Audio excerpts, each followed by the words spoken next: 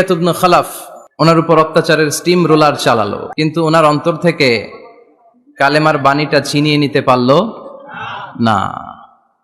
মুসা আলাইহিস সালামের উপর অনেক অত্যাচার চালিয়েছিল ফিরআউন, কিন্তু অন্তর থেকে ঈমানকে ছিনিয়ে নিতে পারে নাই। সাইয়েদনা বেলালকে উত্তপ্ত মরুভূমির মধ্যে শুইয়ে দেয়া হলো, পিঠ জ্বলে যাচ্ছিল, পুড়ে যাচ্ছিল।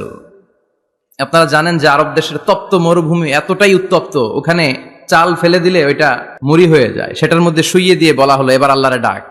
এতক্ষণ ডাকছিল লা ইলাহা ইল্লাল্লাহ, কিন্তু তারপরেও, এত অত্যাচারের পরেও ঈমান ছিনিয়ে নেওয়া যায় নাই। উনি আল্লাহর সংক্ষিপ্ত নাম নিয়ে জিকির করছিলেন। উনি পড়ছিলেন আহাদ।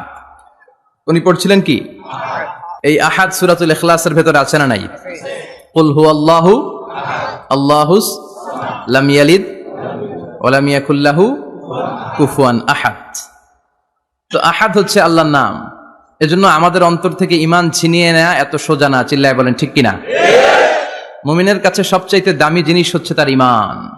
ঈমান যদি চলে যায় সে সব হারালো, তার কিচ্ছু নাই। আর ঈমান যদি তার থাকে, তার সব হারিয়ে গেল, তার কিচ্ছু যায় আসে না। চিল্লায় বলেন ঠিক কিনা?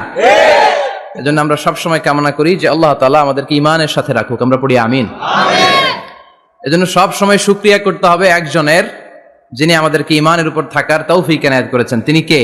আল্লাহ। আল্লাহর শুকরিয়া কি কম কম না বেশি বেশি?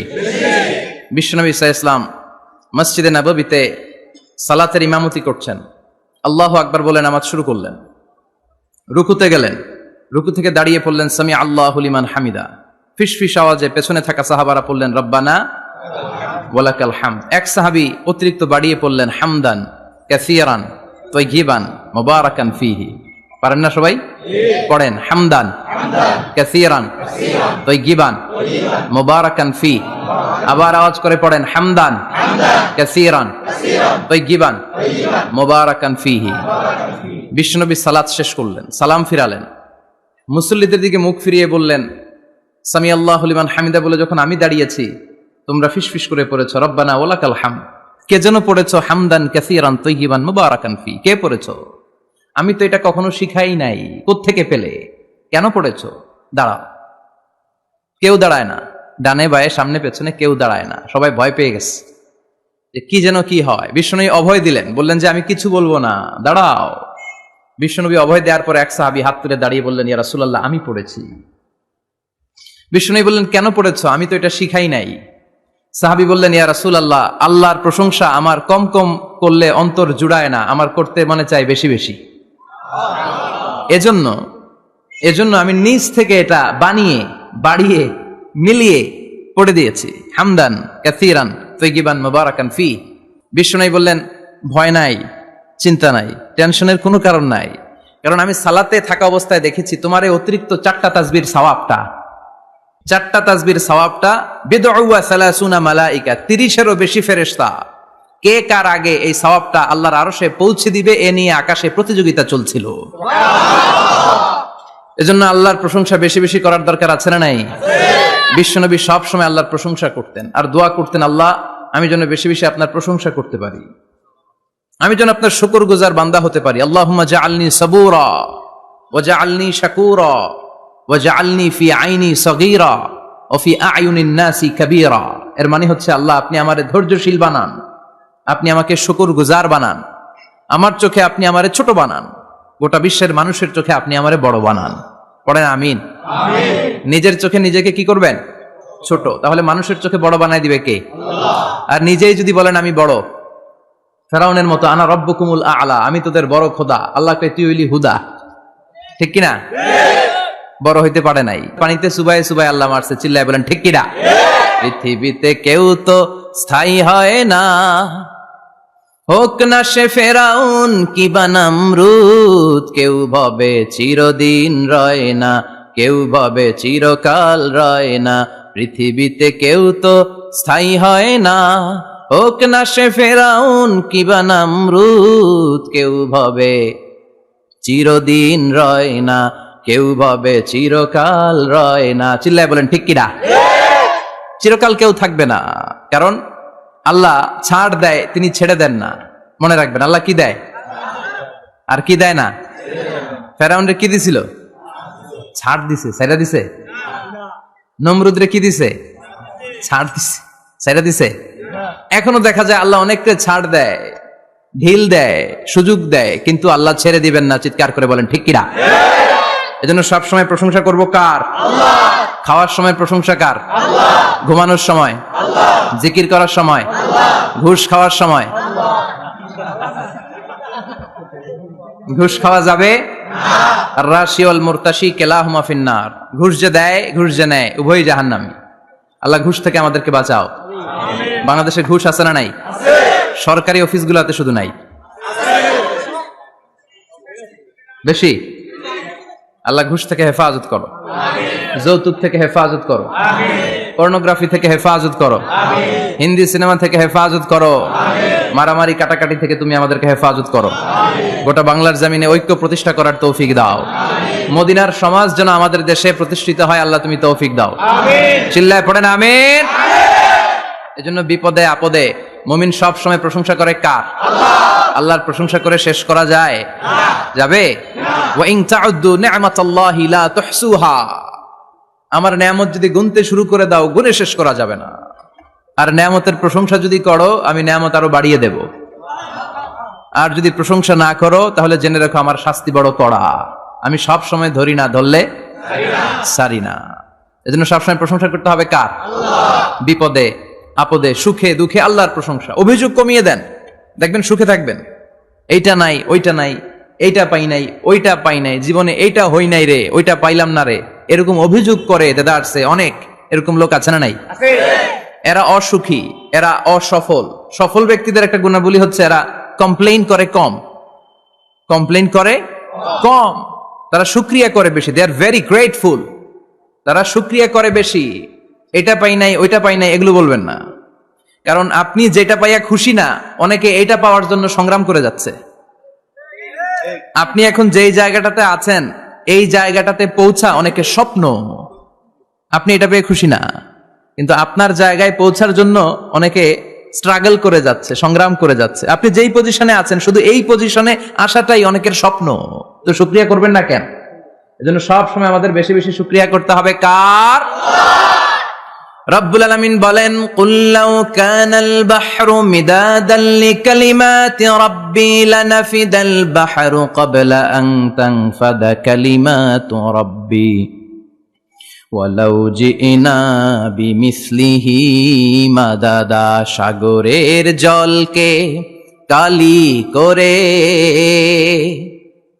গাছের পাতাকে খাতা করে, তোমার মহিমা লেখা শেষ হবে না, যদিও লিখি প্রভু জীবন ভরে। সাগরের জলকে কালি করে, গাছের পাতাকে খাতা করে, তোমার মহিমা লেখা শেষ হবে না, যদিও লিখি প্রভু জীবন ভরে। সাগরের জলকে কালি করে। চিল্লায় বলেন ঠিক কিনা? সব সাগর মহাসাগরের জল যদি কালি হয়ে যায়, কি উপমা দিলেন আল্লাহ। সব সাগরের পানি যদি কালি হয়ে যায়, সব গাছের পাতাও যদি খাতা হয়ে যায়, আর সাগরের জল নামক কালি দিয়ে গাছের পাতা নামক খাতার উপরে যদি আমি আল্লাহর প্রশংসা তোমরা লিখতে শুরু করে দাও, সাগরের জল শেষ হয়ে যাবে, গাছের সব পাতাগুলো ফুরিয়ে যাবে, আমি আল্লাহর প্রশংসা করে শেষ করা যাবে না। সুবহানাল্লাহ বাড়িতে যায় বলবেন সাগরের জল। চারটিখানে কথা। কয়টা সাগর দেখছেন আপনি? কয়টা সাগর ঘুরছেন? প্রশান্ত মহাসাগর দেখছেন আপনি? আটলান্টিক মহাসাগর দেখেছি আমরা? দেখি নাই। প্রশান্ত মহাসাগরের সবচেয়ে গভীর জায়গার নাম মারিয়ানা ট্রেঞ্চ। প্রায় 36,000 ফিট ওইটা ডেপথ, গভীরতা। কয় হাজার ফিট গভীর? আপনার বাড়ির যে পুকুর কয় হাত গভীর? হ্যাঁ, 36,000 ফিট। Can you imagine? কল্পনা করতে পারেন? 36,000 ফিট গভীর এটা মারিয়ানা ট্রেঞ্চ, প্রশান্ত মহাসাগর। আর এই পৃথিবীর সবচেয়ে উঁচু যে পাহাড়টা, এটার নাম মাউন্ট এভারেস্ট। এটার উচ্চতা প্রায় অ্যাপ্রক্সিমেটলি অ্যারাউন্ড 29,000 ফিট।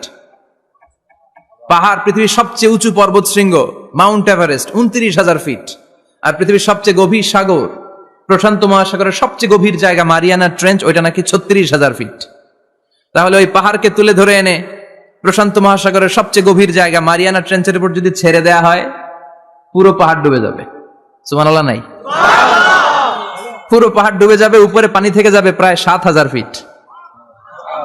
আল্লাহু আকবার। এই পৃথিবীর দ্বিতীয় গভীরতম সাগরের নাম আটলান্টিক মহাসাগর।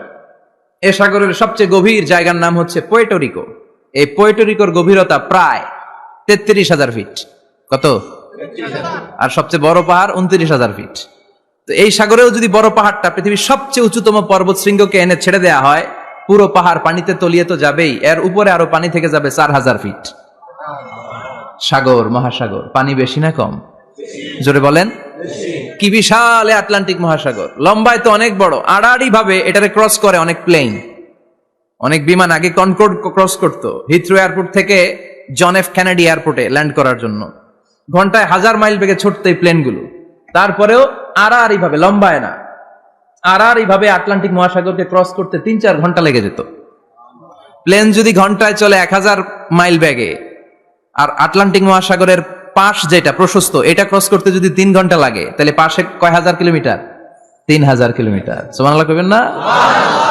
এত বিশাল বিশাল সাগর। সাগর কি, মহাসাগর কি এই দুইটা, যে প্রশান্ত আর আটলান্টিক? না, ভারত মহাসাগর, উত্তর মহাসাগর, দক্ষিণ মহাসাগর, বঙ্গোপসাগর, কৃষ্ণ সাগর, ভূমধ্য সাগর, লোহিত সাগর, চায়না সাগর, শত শত সাগরে ভরপুর মহাবিশ্ব। এই সব সাগরের পানি যদি কালি হয়ে যায়, কি হয়ে যায়? আর পৃথিবীতে যত গাছ আছে সব গাছের পাতা যদি খাতা হয়ে যায়, গাছ কয়টা আছে কুমিল্লায়? হ্যাঁ, অভাব নাই। তো কুমিল্লাতেই যদি অভাব নাই, তাহলে আফ্রিকার জঙ্গলের কি অবস্থা? কি পরিমাণে গাছ, বৃক্ষরাজি আল্লাহ তৈরি করেছেন। এই সব গাছের পাতা যদি এরকম খাতা হয়ে যায়, আর এই সাগরের জল নামক কালি দিয়ে যদি এই খাতায় আল্লাহর জিকির লিখতে শুরু করেন, প্রশংসা লিখতে শুরু করেন, গাছের পাতাও শেষ, সাগরের পানিও শেষ, শেষ হবে না আল্লাহর জিকির আর প্রশংসা। আল্লাহু আকবার। এজন্য সব সময় প্রশংসা করতে হবে একজন সত্তার, তিনি কে? সে আল্লাহ বললেন, হুয়াল আউয়ালু ওয়াল আখিরু ওয়াল যাহিরু ওয়াল বাতিন ওয়া হুয়া বিকুল্লি শাইইন আলিম। আল্লাহ বললেন, আমার প্রশংসা করবি না কেন? আমি সবার প্রথমে, আমি সবার শেষে, আমি প্রকাশ্যে, আমি গোপনে। কার কথা? আল্লাহ। প্রথমে কে? আল্লাহ। জোরে বলেন। আল্লাহ। প্রথমে আল্লাহ আল্লাহ, শেষেও আল্লাহ আল্লাহ, আকাশে আল্লাহ আল্লাহ, জমিনে আল্লাহ আল্লাহ। পড়েন পড়েন। প্রথমে আল্লাহ আল্লাহ, শেষেও আল্লাহ আল্লাহ, আকাশে আল্লাহ আল্লাহ, জমিনে আল্লাহ আল্লাহ। আবার পড়েন। প্রথমে, শেষেও, আকাশে আল্লাহ আল্লাহ, জমিনে আল্লাহ আল্লাহ। নিখিল জাহান গায়ে গুণগান, তারে নামে গায় আমরাও গাহি তাআলা, হামদে বারি তাআলা, হামদে বারি তাআলা, হামদে বারি তাআলা। পড়েন আল্লাহু আকবার। তিনি প্রথম, তিনি শেষ, তিনি প্রকাশ্য, তিনি গোপন। এজন্য প্রশংসা চলবে একজনের। চিল্লায় বলেন কে? আল্লাহ। আল্লাহ তোমার প্রশংসার জন্য আমরণ আমরা করতে পারি, তৌফিক দাও। আমিন। জোরে পড়েন আমিন। আমার আগে কথা বলছিলেন হযরত মাওলানা ইয়াহইয়া মাহমুদ দামাত বারাকাতুহ, প্রতিষ্ঠাতা প্রিন্সিপাল শাইখুল হাদিস জামিয়া দারুল উলুম রামপুরা ঢাকা। সুন্দর বয়ান করছিলেন, আমি খাচ্ছিলাম আর শুনছিলাম। প্রামাণ্য বর্ণনা করছিলেন কিভাবে কিয়ামত হবে, কিভাবে আমরা উঠবো হুফাতান ওরাতান মুশাতান গুরলা, উলঙ্গ, নেকেড। সেদিন আমাদের গায়ে জামা থাকবে? জ্যাকেট থাকবে খালি। কি থাকবে? কিছু থাকবে, জামা থাকবে না, পায়ে জুতা থাকবে না, পেটে খাবার থাকবে না, খালি থাকবে চিৎকার। সেদিন থাকবে কি? মনে হয় কথাগুলো প্রতিদিন এগুলো রিমাইন্ডার দিবেন নিজেকে, যে ওই দিনটার মুখোমুখি আমি হতে যাচ্ছি, আমি কি তৈরি করেছি আখিরাতে নাজাতের জন্য। প্রতিদিন ভাবতে হবে যে দাদা চলে গেল, বাবা চলে গেল, আমিও ওই একই পথের যাত্রী। দ্য ডেস্টিনেশন ইজ সেম, গন্তব্য এক, কেউ আগে কেউ পরে। এটাই ওয়াজ, এটাই দামি ওয়াজ।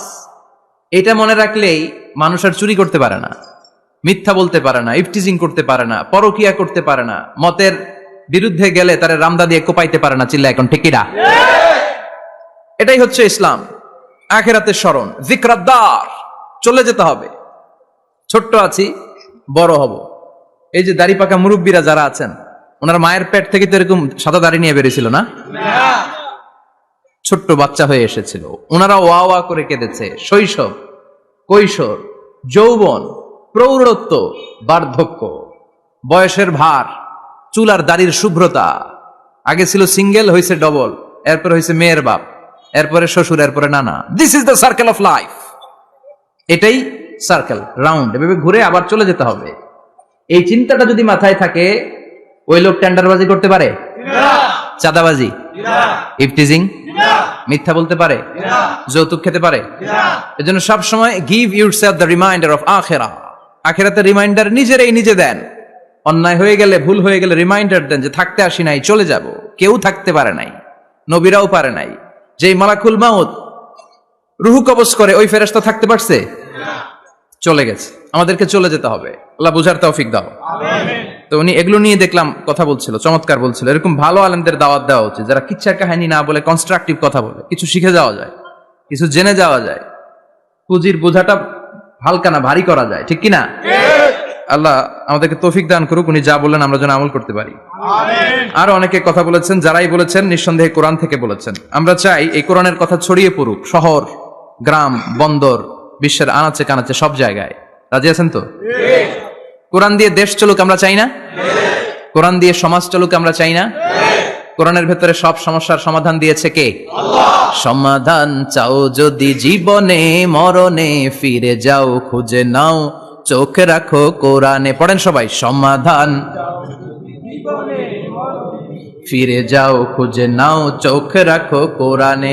If you want the solution this দুনিয়া এন্ড আখিরা, go back, have a look to the holy কোরআনে। ঠিক কি না? Go back, sit down and have a look to the Quran. বসো, ঠান্ডা মাথায় দেখো কোরআনে কি বলেছে আল্লাহ। প্রবলেম সলভিং মেথোডোলজি, সব সমস্যার সমাধান এই কোরআনে আছে না নাই? এই কোরআনের মাজলিসে আজকে আসতে বসতে পেরে খুশি না বেজার? কম না বেশি? আসুন আমরা আল্লাহর দরবারে শুকরিয়া জানাই আর পড়ি আলহামদুলিল্লাহ। প্রাণটা খুলে পড়েন আলহামদুলিল্লাহ। আল্লাহর একটা ডাক দেন, বলেন ইয়া আল্লাহ। আরো জোরে পড়েন ইয়া আল্লাহ। আল্লাহ তুমি কবুল করো। আমরা সরাসরি এই বইটা থেকে এখন কথা শুনবো। এই দেখেন, পৃথিবীর কোনো বইয়ে এত ময়লা থাকে না যত ময়লা থাকে কোরআনে। কারণ সমাধান দিবে তো, এজন্য ময়লা টয়লা নিয়ে সব সমাধান করে ফেলবে কোরআন। যত জায়গায় তাফসির করতে যাই, ধুলাবালি মিশে থাকে। Quran for not your bookshelf, Quran is for yourself. Quran আপনার বুক সেলফের জন্য না, কোরআন আপনার জন্য। আমরা বুক সেলফে রাখি, তাও নিচের থাকে না, উপরের থাকে, যাতে কেউ নাগাল না পায়। এরকম ডাকাইত আছে না নাই? কোরআনের সাথে অ্যাটাচমেন্ট বাড়াতে হবে। You have to increase your attachment with the holy Quran. এটা এনলাইটেন করতে এসেছে আপনার জীবনকে, আলোকিত। আলোকিত, এই যে আমরা কোরআনের উপর আলোকপাত করি না, এটা এনলাইটেন করে, আলো বিচ্ছরিত করে, আপনার জীবনকে উজালা করবে। এজন্য কোরআনের সাথে সম্পর্ক বাড়াতে হবে, শুদ্ধভাবে পড়তে জানতে হবে, অর্থ জানতে হবে। আল্লাহ কি বলেছেন জানতে মনে চায় না? আসুন আমরা জানার চেষ্টা করি। আল্লাহ তুমি তৌফিক দাও, পড়েন আমিন। আমি আপনাদের খেদমতে সূরা ইয়াসিন থেকে তেলাওয়াত করছি, টের পাইছেন? ইয়াসিন মুখস্থ আছে কার কার? আল্লাহ কবুল করো। আরো জোরে পড়েন আমিন। তো সূরাত ইয়াসিন থেকে আজকে আমরা কথা শুনবো ইনশাআল্লাহ। পড়েন ইনশাআল্লাহ, যতটুকু আমাদের সাধ্যে কুলায়। এটা মাক্কি সূরা। সূরা ইয়াসিনটা কি সূরা? বিশ্বনবীর জীবনে দুইটা পর্ব, একটা মাক্কি পর্ব, একটা মাদানী পর্ব। একটা হচ্ছে মাক্কি ইনিংস আর একটা মাদানী ইনিংস। তো এটা হচ্ছে বিশ্বনবীর মাক্কি ইনিংসের একটা সূরা। মাক্কি ইনিংসের বৈশিষ্ট্য হচ্ছে বিশ্বনবী তাওহীদের দাওয়াত দিয়েছেন, রিসালাতের দাওয়াত দিয়েছেন, আখিরাতের কথা বলেছেন, একটু নরম নরম কথা বলেছেন। কারণ চারদিকে খালি মাইর। চারদিকে কি? কোরআনের কথা বলে মাইর আছে না? মার খেতে হয়, বকা শুনতে হয়। চিল্লা এখন ঠিক কিনা? বিশ্বনবীরে বলা হলো এগুলো ছেড়ে দেন, এগুলো ছেড়ে দেন। সুন্দরী নারী দেব, টাকার পাহাড় দেব, ক্ষমতার চেয়ারে বসিয়ে দেব, সব দিব। এই হচ্ছে আমাদের 3 দফা। নারী দেব, সম্পদ দিব, ক্ষমতা দিব। বিশ্বনবী বললেন আমার খালি 1 দফা। আমার কয় দফা? 1 দফা। লা ওয়াদাউ আশ-শামসা ফি ইয়ামিনি, সূর্য যদি ডান হাতেও দাও, ওয়াল কামারা ফি ইয়াসারি, চন্দ্র যদি বাঁ হাতেও দাও, এই কালেমার দাওয়াত থেকে 1 হাতও আমারে পিছনে নেওয়া যাবে না। চিল্লা এখন ঠিক কিনা? মুমিন কখনো ভয় পায় না, মুমিন কখনো পিছু হটে না, মুমিন স্ট্র্যাটেজি চেঞ্জ করে, মুমিন কৌশলী হয়। এই রাস্তা দিয়ে যাওয়া যায় না, বৈশা বৈশা কেঁদে লাভ নাই, রাস্তা আরেকটা খুঁজতে হবে, আরেকটা রাস্তা বানায় নিতে হবে। এটাই হচ্ছে মুমিনের বৈশিষ্ট্য। আল্লাহ তুমি বুঝার তৌফিক দাও। মাদানী ইনিংসে বিশ্বনবী গর্জে উঠলেন, জ্বলে উঠলেন আপন শক্তিতে। তো বিশ্বনবী মাদানী ইনিংসে যেটা করেছেন সেটা হচ্ছে সমাজ সংস্কার করেছেন। He was a very good reformer of the society. As a father, as a husband, as a reformer of the society, as a lawgiver, as a lawmaker, as a commander, and as a messenger, Muhammad is the Superman of the world.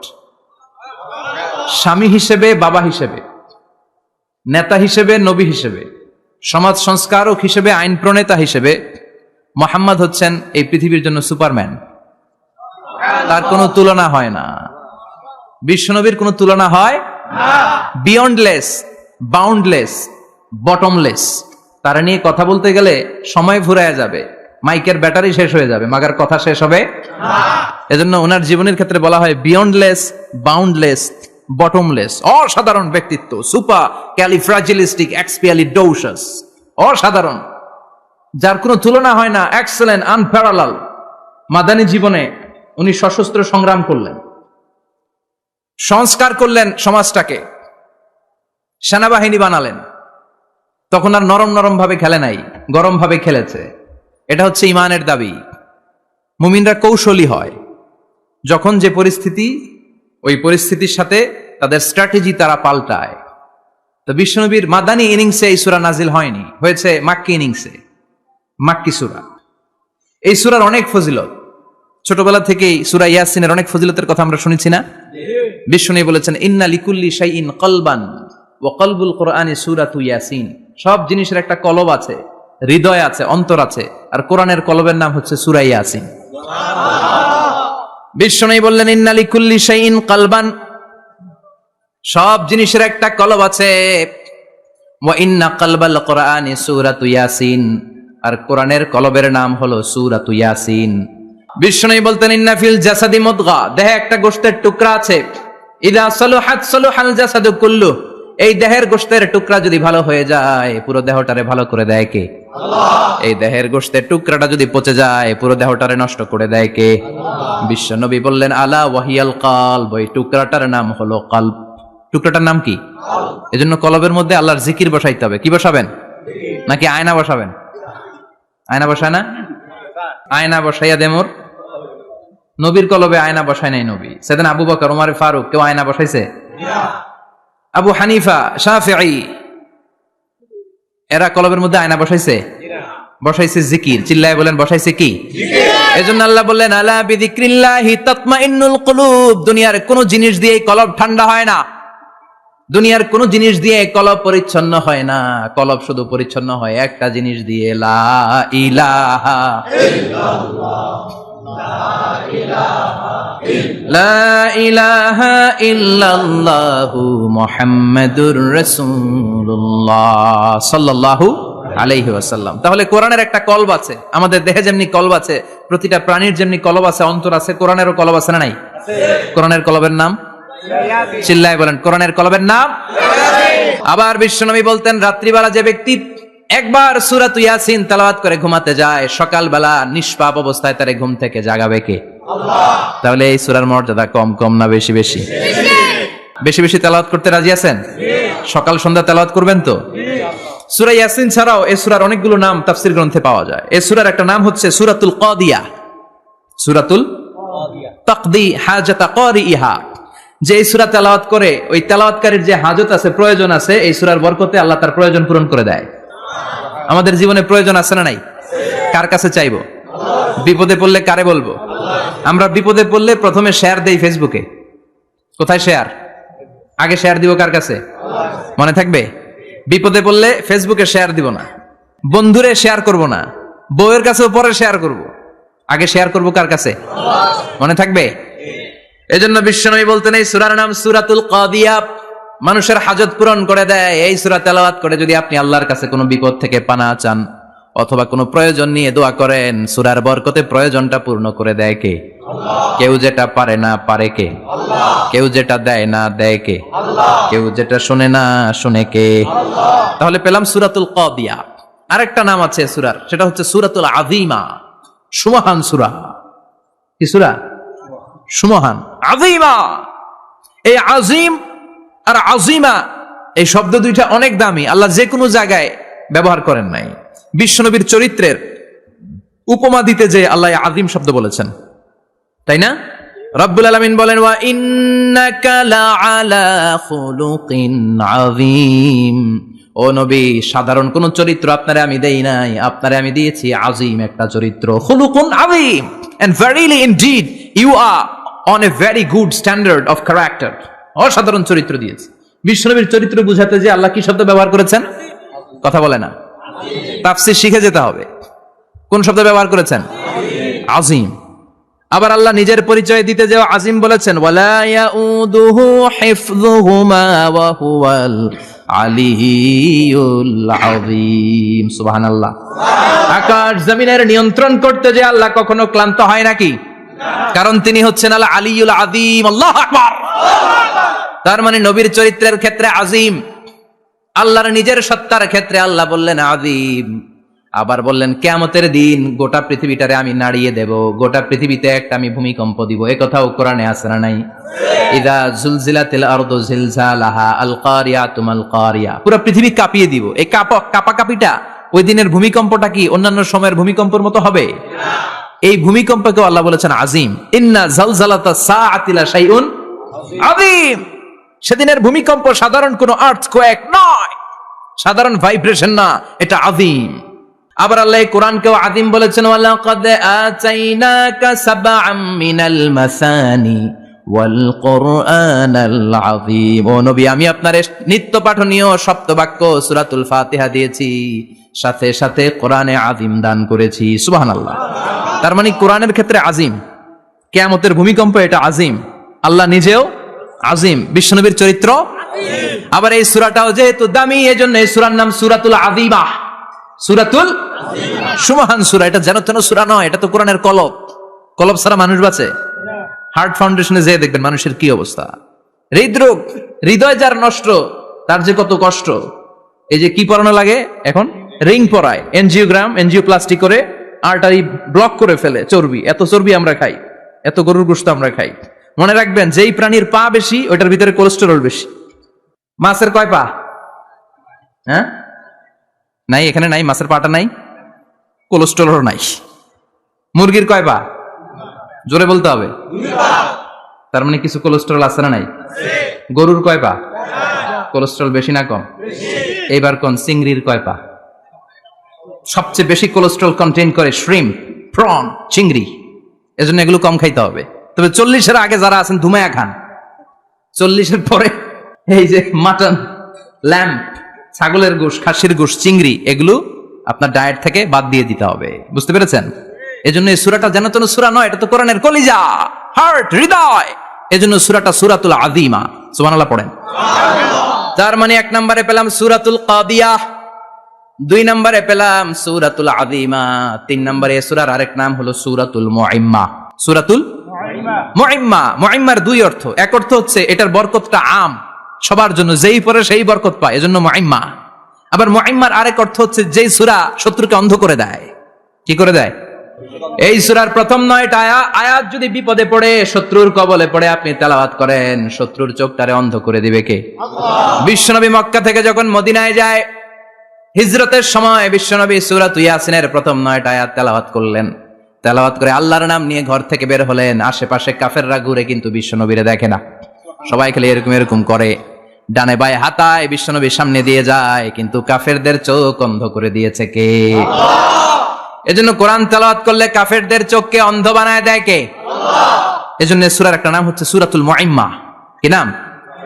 অন্ধ করে দেয়। তাফসিরে কুরতুবীর মুসান্নিফ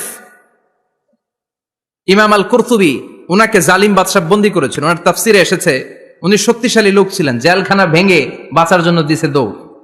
উনারেও ধরার জন্য জালিম বাদশার সৈনিকেরা ঘোড়া নিয়ে রওনা হয়েছে। উনিও দৌড়ায়, ঘোড়াও পেছন থেকে আসে। ওমিয়া মানুষ কি ঘোড়ার দৌড়ের সাথে পারে? উনি হাঁটতে হাঁটতে হয়রান হয়ে এক বালুর ময়দানে যে ধপাস করে পড়েছে। ওরাও ঘোড়া দিয়ে এসে নেমেছে, কিন্তু আজীব তামাশা, উনি বালুতে ধপাস করে পড়েই সূরাতুল ইয়াসিনের প্রথম 9 আয়াত তেলাওয়াত করতে শুরু করেছেন। ওরা নিচে নেমে ডানে বায়ে সামনে পিছনে খালি খুঁজে, কিন্তু দেখে না, সামনেই কিন্তু বসা। ওদের চোখটার অন্ধ করে দিছে কে? আল্লাহ। বিশ্বাস হয়? এজন্য বিপদে পড়লে সূরাতুল ইয়াসিনের প্রথম 9 আয়াত পড়তে রাজি আছেন? আল্লাহ তুমি তৌফিক দাও, আর জোরে পড়েন আমিন। এজন্য আল্লাহ চমৎকার ভাবে এই সূরাটা শুরু করে দিলেন দুইটা কাটা অক্ষর দিয়ে। আল্লাহ বললেন ইয়াসিন ওয়াল কুরআনিল হাকীম ইন্নাকা লামিনাল মুরসালিন আলা সিরাতিম মুস্তাকিম। পড়েন সুবহানাল্লাহ। ইয়াসিন সূরাটা শুরু করলেন কি দিয়ে? এটা কি কোনো বাক্য? এটা কি কোনো শব্দ? এটা কি অক্ষর? দুইটা। প্রথম অক্ষরের নাম, দ্বিতীয়টা আওয়াজ করে বলেন, প্রথম অক্ষরটার নাম, দ্বিতীয়টা। খুব চমৎকার না? বাক্য দিয়ে এই সূরাটা শুরু করে নাই। যেমন ইদা জুলজিলাতিল আরদু জিলজালাহা, এই সূরার প্রথম আয়াত, এটা একটা বাক্য না? ওয়াদ-দুহা ওয়াল-লাইলি ইযা সাজা, বাক্য না? কিন্তু ইয়াসিন এটা কি কোনো বাক্য? এটা কি কোনো শব্দ? না, এটা কাটা দুইটা অক্ষর। সুবহানাল্লাহ পড়েন। আল্লাহ 114টা সূরার প্রায় 29টা সূরা এরকম কাটা কাটা অক্ষর দিয়ে শুরু করেছেন। সুবহানাল্লাহ নাই? এই 29টা সূরা কখনো আল্লাহ একটা অক্ষর দিয়ে শুরু করেছেন, কখনো দুইটা অক্ষর দিয়ে, কখনো তিনটা দিয়ে, কখনো চারটা দিয়ে, কখনো পাঁচটা দিয়ে। একটা অক্ষর দিয়ে আল্লাহ কোরআনের সূরা শুরু করেছেন। এরকম একটা সূরা বলেন, নুন ওয়াল কলামি ওয়া মা ইয়াসতুরুন। নুন, নুন দিয়ে সূরা শুরু হয়ে গেছে। তারপরে কফ, এক অক্ষর দিয়ে সূরা শুরু হয়ে গেছে। সুবহানাল্লাহ পড়েন। এবার বলেন দুই অক্ষর দিয়ে সূরা শুরু হয়েছে এরকম সূরা বলেন। এত দূরে যান কেন? এটা আছে না নাই? ইয়াসিন। সুবহানাল্লাহ পড়েন। ইয়াসিন দুই অক্ষর দিয়ে। তারপরে হামিম। এবার তিন অক্ষর দিয়ে আল্লাহ সূরা শুরু করছেন এরকম, আলিফ লাম তাসিন মিম। আল্লাহু আকবার। আবার চারটা অক্ষর দিয়ে সূরা শুরু হয়েছে এরকম আছে না নাই? আবে সব কোন? আলিফ লাম মিম র, আলিফ লাম মিম সাদ, আছে না নাই? আবার পাঁচটা কাটা অক্ষর দিয়ে সূরা শুরু হয়েছে এরকম সূরাও আছে না নাই? সূরা মারিয়ামের শুরুতে কি আছে? কাফ হা ইয়া আইন সাদ। সুবহানাল্লাহ পড়েন। এরকম প্রায় 29টা সূরা আল্লাহ কাটা কাটা অক্ষর দিয়ে শুরু করেছেন, কোনো বাক্য দিয়ে নয়, কোনো শব্দ দিয়ে নয়। কি দিয়ে? হারফ দিয়ে। হারফ, এই হারফগুলোরে বলে হুরুফ আত-তাহাজ্জি বা হুরুফ আল-মুকাত্তাআত, কাটা কাটা অক্ষর। মনে রাখবেন কোরআনের আয়াতগুলো দুই ভাগে বিভক্ত, একটা মুহকাম, একটা মুতাশাবিহ। মুহকাম মানে যেগুলোর অর্থ আমরা জানি, যেগুলোর ব্যাখ্যা আমরা জানি, যেটার ইন্টারপ্রিটেশন এক্সপ্লেনেশন আমাদের জানা আছে। আর মুতাশাবিহ আমরা অর্থ জানি না, আমরা ব্যাখ্যা জানি না, এটা দিয়ে আসলে কি বুঝাইছে আমরা কেউ জানে না। জানে একজন, চিল্লায় বলেন তিনি কে? আল্লাহ বলেন ওয়া ইন কুনতুম ফি রাইবিম মিম্মা নাযালনা আলা আবদিনা ফাআতু বিসূরাতিন মিন মিসলিহি ওয়াদউ শুহাদাআকুম মিন দুনিল্লাহি ইন কুনতুম সাদিকিন। আল্লাহ বললেন ও জাহেলি যুগের লোকেরা, শোনো শোনো, এত আরবি কবিতা বানাতে পারো, এত গল্প লিখতে পারো, আরবিতে এত নোবেল বানাতে পারো, উপন্যাস বানাতে পারো, আর্টিকেল লিখতে পারো, আমার নবীর উপর যে কোরআন আমি নাজিল করেছি এই কোরআনের ব্যাপারে অন্তরে যদি কোনো সন্দেহ থাকে, বাপের বেটা হলে পারলে কোরআনের মতো একটা সূরা বানিয়ে নিয়ে আসো। পারছে? কিয়ামত পর্যন্ত কেউ পারবে? বিশ্বনবী যেই জামানাতে এসেছিলেন ওই জামানায় আরবি ভাষা সাহিত্যের উৎকর্ষতা সাধিত হয়েছিল। আরবি ভাষার এতটা উৎকর্ষ পৃথিবী কখনো দেখে নাই। কবিতা, গদ্য, পদ্য, গল্প, উপন্যাস, রচনা, প্রবন্ধ, আর্টিকেলের শয়লাভ। এই ভাষা সাহিত্যিকদের চোখে আঙ্গুল দিয়ে আল্লাহ বুঝাতে চাইলেন, এত অর্থ করতে পারো, এত ব্যাখ্যা জানো, এত বড় বড় বুলিয়া ওড়াও, এত কিছু তুমি জানো, তাহলে বলো ইয়াসিন অর্থ কি? সুবহানাল্লাহ কইবেন না? তাইলে বল নুন অর্থ কি? কফ মানে কি? আলিফ লাম রা মানে কি? ফাবুহিতাল্লাযী কাফার। কেউ জানে না, কেউ উত্তর দিতে পারে না। কোন সুবহানাল্লাহ। এটা কোরআনের মুআজিজা, এটার অর্থ কেউ জানে না। আর এগুলোর অর্থ নিয়ে খোঁচাখুচি করাও ঠিক না। তবে মুফাসসিরিন ইকরাম এগুলোর কিছু অর্থ সম্ভাব্য বলার চেষ্টা করেছেন। যেমন ইয়াসিনের অর্থ ইবনে আব্বাস বলেছেন এর অর্থ হতে পারে ইয়া ইনসান, হে মানুষ। সুবহানাল্লাহ পড়েন। কেউ কেউ বলেছে এটার অর্থ হতে পারে ইয়া সাইয়্যিদ আল মুরসালিন। কেউ কেউ বলেছেন ইয়াসিন হতে পারে ইসমুল্লাহ, আল্লাহর নাম। কেউ বলেছেন এটা হতে পারে ইসমুন লিন নবী, বিশ্ব নবীর নাম। আবার কেউ কেউ বলেছেন ইয়াসিন হতে পারে এই কোরআনে কারিমের একটা নাম। কোন সুবহানাল্লাহ। এই সম্ভাব্য সব কথাগুলো বলে পৃথিবীর সব মুফাসসিররা বলতে বাধ্য হয়েছেন আল্লাহু আ'লামু বিমুরাদিহি বিহি। এটার দ্বারা আসল অর্থ যে কি এটা আমরা কেউ জানি না। জানে কে? আল্লাহ। চিৎকার করে বলতে হবে জানে কে? আল্লাহ। তাহলে ইয়াসিন মানে আমরা জানি না। ইয়াসিনের অর্থ আমরা ছেড়ে দেব কার উপর? আল্লাহ। এরপর আল্লাহ বললেন ওয়াল কোরআনিল হাকিম, প্রজ্ঞাময় বিজ্ঞানময় কোরআনের শপথ। ওয়াল কোরআনিল হাকিম, বিজ্ঞানময় প্রজ্ঞাময় কোরআনের শপথ বা কসম। ওয়াল কোরআনিল হাকিমে যে ওয়া, এই ওয়াটারে আরবিতে বলে ওয়া আল কাসামিয়া। কি বলে? ওয়া আল কাসামিয়া, কসম কাটার জন্য আল্লাহ এই ওয়া ব্যবহার করেছেন। যত জায়গায় কোরআনে আল্লাহ কসম কেটেছেন, ওই কসমের শব্দটার আগে ওয়া আছে না নাই? ও মিয়া, কোরআনে আল্লাহ সময়ের শপথ করেছেন, কসম কেটেছেন, যুগের কসম কেটেছেন। যুগের সময়ের আরবি হলো আল্লাহ আসর, এই আসরের আগে ওয়া আছে না নাই? কি বলছে আল্লাহ? ওয়াল আসর, ওয়াল। আবার তিন ফলের কসম আল্লাহ কোরআনে কেটেছেন, কি বলেছেন? ওয়াত্তিন, মানে তিনের কসম। জাইতুনের কসম কেটেছেন, বলেছেন ওয়াজ জাইতুন। তুর পাহাড়ের কসম কেটেছেন, বলেছেন ওয়া তুর সিনিন। যত জায়গায় কসম তত জায়গায় ওয়া আছে না নাই? পাহাড়ের নামে কসম কেটেছেন, আল্লাহ বলেছেন ওয়া তুর। সূর্যের নামে কসম কেটেছেন, আল্লাহ বলেছেন ওয়াশ শামসি ওয়া দুহাহা। সুবহানাল্লাহ কইবেন না? ফজরের নামে কসম কেটেছেন, কি বলেছেন? ওয়াল ফাজর। জিলহজ মাসের প্রথম 10 রাতের কসম কেটেছেন, কি বলেছেন? ওয়া লায়ালিন আশর। জোর আর বেজরের কসম কেটেছেন, আল্লাহ বলেছেন ওয়াশ-শাফঈ ওয়াল ওয়াতর। সূরা ইয়াসিনে কাটা কাটা দুইটা অক্ষরের পরে রব্বুল আলামিন কোরআনের কসম কেটেছেন, এজন্য আল্লাহ বলেছেন ইয়াসিন ওয়াল কোরআনিল হাকিম। ইয়াসিন ওয়াল কোরআনিল হাকিম, প্রজ্ঞাময় বিজ্ঞানময় কোরআনের শপথ। কোরআনের মধ্যে বিজ্ঞান আছে না নাই? বেশি না কম? বিশ্বাস হয় না? নাস্তিকদের কথা বিশ্বাস হয়? নাস্তিকরা বলে কোরআনের মধ্যে বিজ্ঞান নাই, কোরআনের মধ্যে সায়েন্স নাই, কোরআনের ভেতরে টেকনোলজি নাই। কিন্তু কোরআন বলে এমন কিছু নাই, মানুষের প্রয়োজনীয় এমন কিছু নাই যেটা আমার ভিতরে নাই। আল্লাহু আকবার। আল্লাহ বললেন মা ফাররাতনা ফিল কিতাবি মিন শাই, কিতাবের মধ্যে আমি কিছু বাদ রেখে দেই নাই। ইতিহাসের কথা বলেছি, পাতালপুরীর কথা বলেছি, ঊর্ধ্ব জগতের কথা বলেছি, মহাকাশের কথা বলেছি, cosmology, astrology, geology, zoology, botany, human anatomy, embryology, সব কিছুর কথা কোরআনের মধ্যে দিয়েছে কে? আল্লাহ। কোরআনের ভেতরে মানুষের কথা আছে না নাই? আছে। কোরআনের মধ্যে গাভীর কথা আছে না নাই? গাভীর কথাও আছে। কই আছে? হ্যাঁ, সূরাতুল গাভীর সূরা। সুবহানাল্লাহ কইবেন না? সুবহানাল্লাহ। মানুষের কথা আছে সূরাতুল ইনসান, জিনদের কথা আছে সূরাতুল জিন, মাকড়সার কথা আছে সূরাতুল আনকাবুত, মৌমাছির কথা আছে সূরাতুন নাহাল। মৌমাছির কথা বলেছেন, দুধের কথা বলেছেন, প্রাণীর কথা বলেছেন, খাদ্যের কথা বলেছেন, মানুষের দেহ বৈশিষ্ট্যের কথাও বলেছেন। চিৎকার করে পড়েন আল্লাহু আকবার। আল্লাহ বললেন ওয়া আওহা রাব্বুকা ইলান নাহলি আনিত্তাখিযি মিনাল জিবালি বুয়ুতাও ওয়া মিনাশ শাজারি ওয়া মিম্মা ইয়ারিশুন। সুবহানাল্লাহ পড়েন। ওয়া আওহা রাব্বুকা ইলান নাহল, আল্লাহ মৌমাছির কাছে সিক্রেট মেসেজ পাঠিয়েছেন। সুবহানাল্লাহ পড়েন। ওহীকে আরবিতে বলে সিক্রেট মেসেজ। সায়েন্টিফিক আলোচনা শুরু হইতেছে, মনোযোগ আছে না গেছে?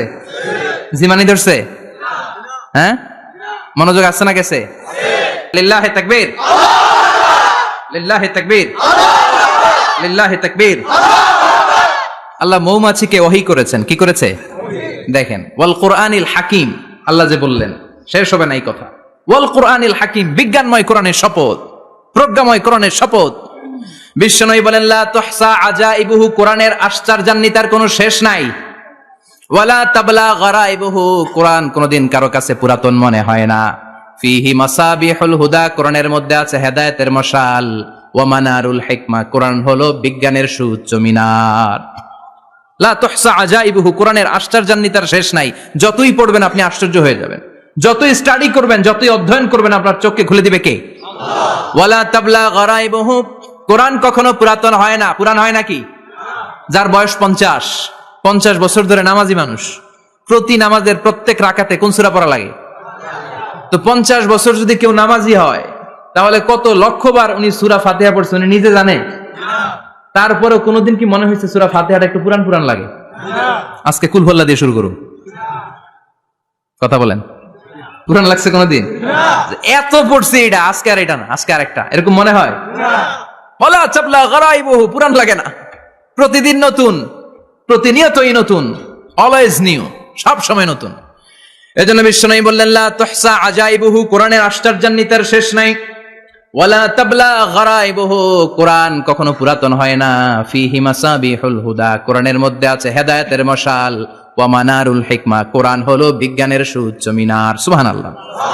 আল্লাহ বললেন ওয়া আওহা রাব্বুকা ইলান নাহাল, আমি মৌমাছির কাছে মেসেজ দিলাম, সিক্রেট মেসেজ, আনিত্তাখিদি মিনাল জিবালি বুয়ুতা, তোমরা পাহাড়ের মধ্যে তোমাদের বাড়ি বানাও, মৌচাক বানাও। অমিনা সাজার, গাছের মগ ডালে, বড় বড় ডালে তোমরা বাসা বানাও। ওয়ামিম্মা ইয়ারিশুন, উঁচু উঁচু জায়গায় মৌচাক বানাও, যাতে করে গ্রামের ছোট্ট ছেলেরা ঢিল মারতে না পারে। কোন সুবহানাল্লাহ। মৌমাছির আল্লাহ শিখাই দিছে। নিচু জায়গায় কোনোদিন মৌমাছির বাসা দেখবেন? নিচু জায়গায় সহজে নাগাল পাওয়া যায়, ধরা যায়। কথা কোন? ডাল বে মগ ডালে ওঠা লাগে মধু খাইতে চাইলে। চিল্লায় বলেন ঠিক কিনা? আল্লাহ সিক্রেট মেসেজ দিলেন আর বললেন আনিত্তাখিদি। আলেম যারা আছেন বলেন তো, ইত্তাখিদি এটা কি মুজাক্কারের সিগা না মুয়ান্নাসের সিগা? কথা কইতে হবে। কেউ নাই এটার উত্তর দেওয়ার মতো? মুয়ান্নাস। মাশাআল্লাহ, এটা স্ত্রীবাচক শব্দ। আল্লাহ মৌমাছিকে যে মেসেজ করছে পুরুষ মৌমাছিরে কয় নাই, এটা নারী মৌমাছিরে কইছে। চিল্লা এখন সুবহানাল্লাহ। এখন গবেষণা করে দেখা গিয়েছে, কার্ল ভন ফ্রিচ, একজন অস্ট্রিয়ান বিজ্ঞানী, উনি এটা নিয়ে গবেষণা করে 73 সালে 1973 নোবেল পেয়ে গেছে। এই আয়াতের উপর গবেষণা করে আল্লাহ কেমন করে সিক্রেট মেসেজ দিয়েছেন, কেমন করে মৌমাছি মৌচাকের বাসা বাঁধে, কেমন করে মধু আহরিত হয়, এটার উপর গবেষণা করে উনি একটা বই লিখেছেন, দ্য ডান্সিং বিজ। নেচে যাওয়া মৌমাছিগুলো, নাচতে নাচতে যেতে থাকা মৌমাছিগুলোর উপর একটা বই লিখে, দ্য ডান্সিং বিজ লিখে উনি নোবেল প্রাইজ পেয়েছেন এই মধুর উপরে। চিল্লায় পড়েন আল্লাহু আকবার। এখন কোরআনের আয়াত থেকে বোঝা গেল আনিত্তাখিদি মিনাল জিবালি বুয়ুতা, আল্লাহ নারী মৌমাছিকে বলেছেন মৌচাক বানাও, তোমাদের মধু রাখার জন্য বাসা বানাও। কার্ল ভন ফ্রিচ গবেষণা করে পেয়েছে মৌচাকের বাসা বানানো হয়, মধু আহরণ করা হয়, যেই মৌমাছিটা নেতৃত্ব দেয় এটা পুরুষ মৌমাছি নয়, এটা হলো মহিলা মৌমাছি। কোন সুবহানাল্লাহ। পুরো মৌচাকের মধ্যে মধু আহরণ, মধু নেওয়া, পুরো প্রসিডিউরটা সারার জন্য কোনো পুরুষ মৌমাছি লিডিং দেয় না, লিডিং দেয় একটা নারী মৌমাছি, স্ত্রী মৌমাছি। এজন্য ইত্তাখিদ, ম্যাসকুলিন জেন্ডার ইউজ না করে আল্লাহ বলেছেন ইত্তাখিদি। নারী মৌমাছিকে আল্লাহ অ্যাড্রেস করে বলেছেন যাও মৌচাক বানাও আর এটার মধ্যে মধু আহরণ করো। চিল্লায় পড়েন আল্লাহু আকবার। আল্লাহ বললেন ইত্তাখিদি মিনাল জিবালি বুয়ুতা, পাহাড়ের মধ্যে ঘর বানাও, ওয়ামিনাস সাজার, গাছের বড় ডালের মধ্যে ঘর বানাও, ওয়ামিম্মা ইয়ারিশুন, উঁচু উঁচু জায়গায় ঘর বানাও। উনি গবেষণা পেয়েছেন এই মধুর মধ্যে অসাধারণ কিছু ন্যাচারাল অ্যান্টিসেপটিক আছে। কি আছে? Natural antiseptic. এটার নাম হচ্ছে প্রপিলিস। প্রপিলিস নামে একটা লিকুইড পাওয়া যায় মৌচাকের মধ্যে। এটা কাটা জায়গায় লাগা দিলে স্যাভলন, ডেটল কিছু লাগানো লাগবে না। ওই প্রপিলিসের কারণে আপনার কাটা জায়গা এমনি শুকায় যাবে। সুবহানাল্লাহ পড়েন। দ্বিতীয় বিশ্বযুদ্ধে রাশিয়ান যত সৈনিকরা যুদ্ধে আহত হতো, ওরা আলাদা করে অ্যান্টিসেপটিক খাইতো না, ওরা মধু আইনা লাগাই দিত আর সুস্থ হয়ে যেত। সুবহানাল্লাহ পড়েন। নিউজিল্যান্ডের কিছু বিজ্ঞানীরা আবিষ্কার করেছে মৌমাছির হুলের ভিতরে রেমিটিক ফিভারের অ্যান্টিবায়োটিক আছে। অনেকের বাত জ্বর হয়, বাতের ব্যথা থাকে না? থাকে, মুরব্বীদের বেশি হয়। ওই জায়গার মধ্যে যদি আপনি মৌমাছি এনে ঢুকাই দিতে পারেন, মৌমাছির হুল লাগাই দিতে পারেন, ভালো হয়ে যাবে। মৌমাছি যখন হুল ফুটে আরাম লাগে না অনেক? খাইছেন? কামড় খাইছেন? হ্যাঁ, মজা লাগে। তো নিউজিল্যান্ডের এই গবেষকরা এরা আবিষ্কার করেছে যে মৌমাছি যদি হুল ফুটিয়ে দেয়, ওইখানে বাতের ব্যথা থাকলে, বেদনা থাকলে এটা ভালো হয়ে যাবে। আমি নিজে দেখেছি, বিবিসি একটা ডকুমেন্টারি। ইজিপশিয়ান একজন ফিজিশিয়ান, চিকিৎসক, উনি ওনার বাতের ব্যথায় আক্রান্ত যত রুগীরা আছে ওদের গায়ের মধ্যে মৌমাছি এনে এনে নিজে নিজে হুল ফুটায়। রুগী চিৎকার মারে, ও মাগো, ও আল্লাহ গো, কিন্তু একদিন পরে ব্যথা নাই, আর কয় ভালো হয়ে গেছি। সুবহানাল্লাহ কইবেন না? তো এজন্য এই কার্ল ভন ফ্রিচ 1973-তে দ্য ডান্সিং বিজ লেখে গোটা বিশ্বকে তাক লাগিয়ে দিয়েছে। তার গবেষণার প্রতিটি পয়েন্ট কোরআনের আয়াতের সাথে মিলে যায়। চিৎকার করে পড়েন আল্লাহু আকবার। এই যে আমরা মধু খাই, এই মৌচাকের ভেতরে অন এন অ্যাভারেজ অ্যারাউন্ড 60,000 মৌমাছি থাকে। 3 ভাগে, একটা হচ্ছে কুইন বি, একটা মেল বি, আর একটা হচ্ছে ওয়ার্কার বি। একটা থাকে রানী মৌমাছি, এর নেতৃত্বে সবাই চলে। আর একটা থাকে মেল বি, পুরুষ মৌমাছি, বংশ বাড়ানোর জন্য এদের কাজে লাগে। আর সব হচ্ছে ওয়ার্কার বি, সবাই কাজ করে। আল্লাহ বললেন সুম্মা খুলি মিন কুল্লি সামারাত ফাসলুকি সুবুলা রাব্বিকি যুলুলা। আল্লাহ সিক্রেট মেসেজ দিয়ে বললেন গাছের উপরে বাসাবাদ, পাহাড়ের উপরে মৌচাকের বাসাবাদ, উঁচু উঁচু জায়গায় তোমরা তোমাদের বাসা বাঁধো। সুম্মা কুলি মিন কুল্লি সামারাত, এরপর এলাকার যত মিষ্টি মিষ্টি ফুল আছে, ফল আছে, ওখান থেকে রস নিয়ে আসো। সুবহানাল্লাহ। পুষ্প রস সংগ্রহ করে মধুগুলো, এটার বলে sweet nectar. They collect the sweet nectar from the flowers. এবং মধুর মধ্যে এত চমৎকার জিনিস থাকার কারণ হচ্ছে মৌমাছিগুলো ওই এলাকার সব ধরনের ফুল, ভালো ভালো সুগন্ধযুক্ত ফুল ফল থেকে রস নিয়ে আসে। তো ওই গাছগুলোর মধ্যে বনাজি গাছ আছে না নাই? ঔষধি গাছ আছে না নাই? এজন্য মধুরে বলা হয় সব রোগের ঔষধ। যত বনাজি ঔষধি গাছের নির্যাস আর পুষ্প রস আছে সব আল্লাহ মধুর ভিতরে ঢুকায়া মধুকে আল্লাহ ন্যাচারাল ভ্যাকসিন বানিয়ে দিয়েছেন। চিল্লায়ে পড়েন আল্লাহু আকবার। আল্লাহ বললেন সুম্মা কুলি মিন কুল্লি সামারাত, সব ফল আর ফুল থেকেই নেকটার পুষ্পরস নিয়ে আসো। ফাসলুকি সুবুলা রাব্বিকি যুলুলা, যেমন যেমন গিয়েছিলা পথ চিনায় আবার ফিরে আসো। ইয়াখরুজু মিন বুতুনিহা শারাব, এরপর তাদের পেট থেকে বের হয় শারাব। মুখতালিফুন আলওয়ানু, এক একটা মধুর কালার হয়ে যায় এক এক রকম। কোন সুবহানাল্লাহ। সরষে ফুলের মধু একটু সাদা সাদা হয় না? আমি হচ্ছি মধু খাওয়ার পোক। আমি দেশে বিদেশে যেখানে গিয়েছি ফ্রেশ হানি আমি অনেক খুঁজেছি। ইয়ামানি একটা মধু পাওয়া যায়, ইয়ামানের সাওয়াহিলি এলাকায়, পাহাড়ি এলাকায়, একেবারে কুচকুচে কালো। আবার অনেক মধু আছে কিছুটা খয়েরি এবং হলুদ বর্ণের, কিন্তু সরষে ফুলের যে মধুটা এটা অনেকটা সাদা। এই পুষ্পরস নিয়ে মৌমাছিগুলো মৌচাকের মধ্যে ঢেলে দেয় না, এগুলো খেয়ে ফেলে। প্রত্যেকটা মৌমাছির পেটের ভেতরে আল্লাহ 2টা করে স্টোমাক দিয়েছে, পাকস্থলী। সুবহানাল্লাহ পড়ে। এটাই কার্ল ভন ফ্রিচ দ্য ডান্সিং বিজ বইয়ের মধ্যে লিখেছে গবেষণায়, যে 2টা পাকস্থলী। একটা পাকস্থলী দিয়ে মৌমাছি খায়, নিজে খেয়ে বাঁচে, আর একটা পাকস্থলী দিয়ে এই ফ্লাওয়ার নেকটার পুষ্পরস সংগ্রহ করে ওই পাকস্থলীতে রাখে। ওই পাকস্থলীর ভেতরে আল্লাহ একটা ন্যাচারাল এনজাইম দিয়েছেন, ওই এনজাইমের সাথে ওই পুষ্পরসটা মিক্সড হয়। তারপরে আরেকটা টিউব আছে, ওই টিউব দিয়ে মৌমাছি যে সেই বাসার মধ্যে মৌমাছির যে সেখানে সাপ্লাই করে দিয়ে আসে, মধু ঢুকিয়ে দিয়ে আসে। চিল্লায় পড়েন সুবহানাল্লাহ। তার মানে বিষয়টা এমন না ফুলের রস নিয়ে মৌচাকের দিয়ে আসলো, ফুলের রস সে নেয়, তার স্পেশাল একটা স্টোমাকের মধ্যে ঢুকায়, সেখানে এনজাইম দিয়ে পাচক রস দিয়ে আল্লাহ এটাকে সমৃদ্ধ করে দেয়। তারপর আলাদা একটা নল দিয়ে টিউব দিয়ে মৌচাকের ভেতরে ঢুকিয়ে দেয়। কোন সুবহানাল্লাহ। কি অসাধারণ পদ্ধতিতে আল্লাহ মধু বানালেন। আর কি সুন্দর মধু হাতের মধ্যে লয়া জিব্বা দিয়া চাটে আর গান গায়, মধু হই হই বিশা বাইলা। আছে না নাই? আল্লাহর শুকরিয়া নাই? চিৎকার করে বলেন শুকরিয়া করতে হবে কার? আল্লাহ বললেন ইয়াখরুজু মিন বুতুনিহা, এটা মধু সরাসরি চলে আসে না, ওর পেট থেকে বের হয়। মুখতালিফুন আলওয়ানুহু, বিভিন্ন রঙের মধু আছে না নাই? ব্ল্যাক কালারের মধু হয়, হোয়াইট হানি হয়, অর্গানিক হানি হয়, ক্রিমড হানি হয়। কত ধরনের মধু যে আল্লাহ পৃথিবীতে রেখেছে তার ইয়ত্তা নাই। এরপর আল্লাহ বললেন ফিহি শিফাউন লিন্নাস, মধুর ভেতরে শিফা দিয়েছে কে? আল্লাহ। এজন্য বিশ্বনবীর খাদ্য তালিকার মধ্যে মধু আছে না নাই? বিশ্বনবী সুগন্ধযুক্ত ওলা মধু খেতেন, দুর্গন্ধযুক্ত ওলা কোনো মধু মুখে নিতেন না। সুবহানাল্লাহ। বিশ্বনবীর জামানায় মাগাফির নামে একটা মধু ছিল, দুর্গন্ধযুক্ত, এটা কখনো বিশ্বনবী মুখে নিতে চাইতেন না। সুগন্ধযুক্ত মধু সবসময় বিশ্বনবী খেতেন।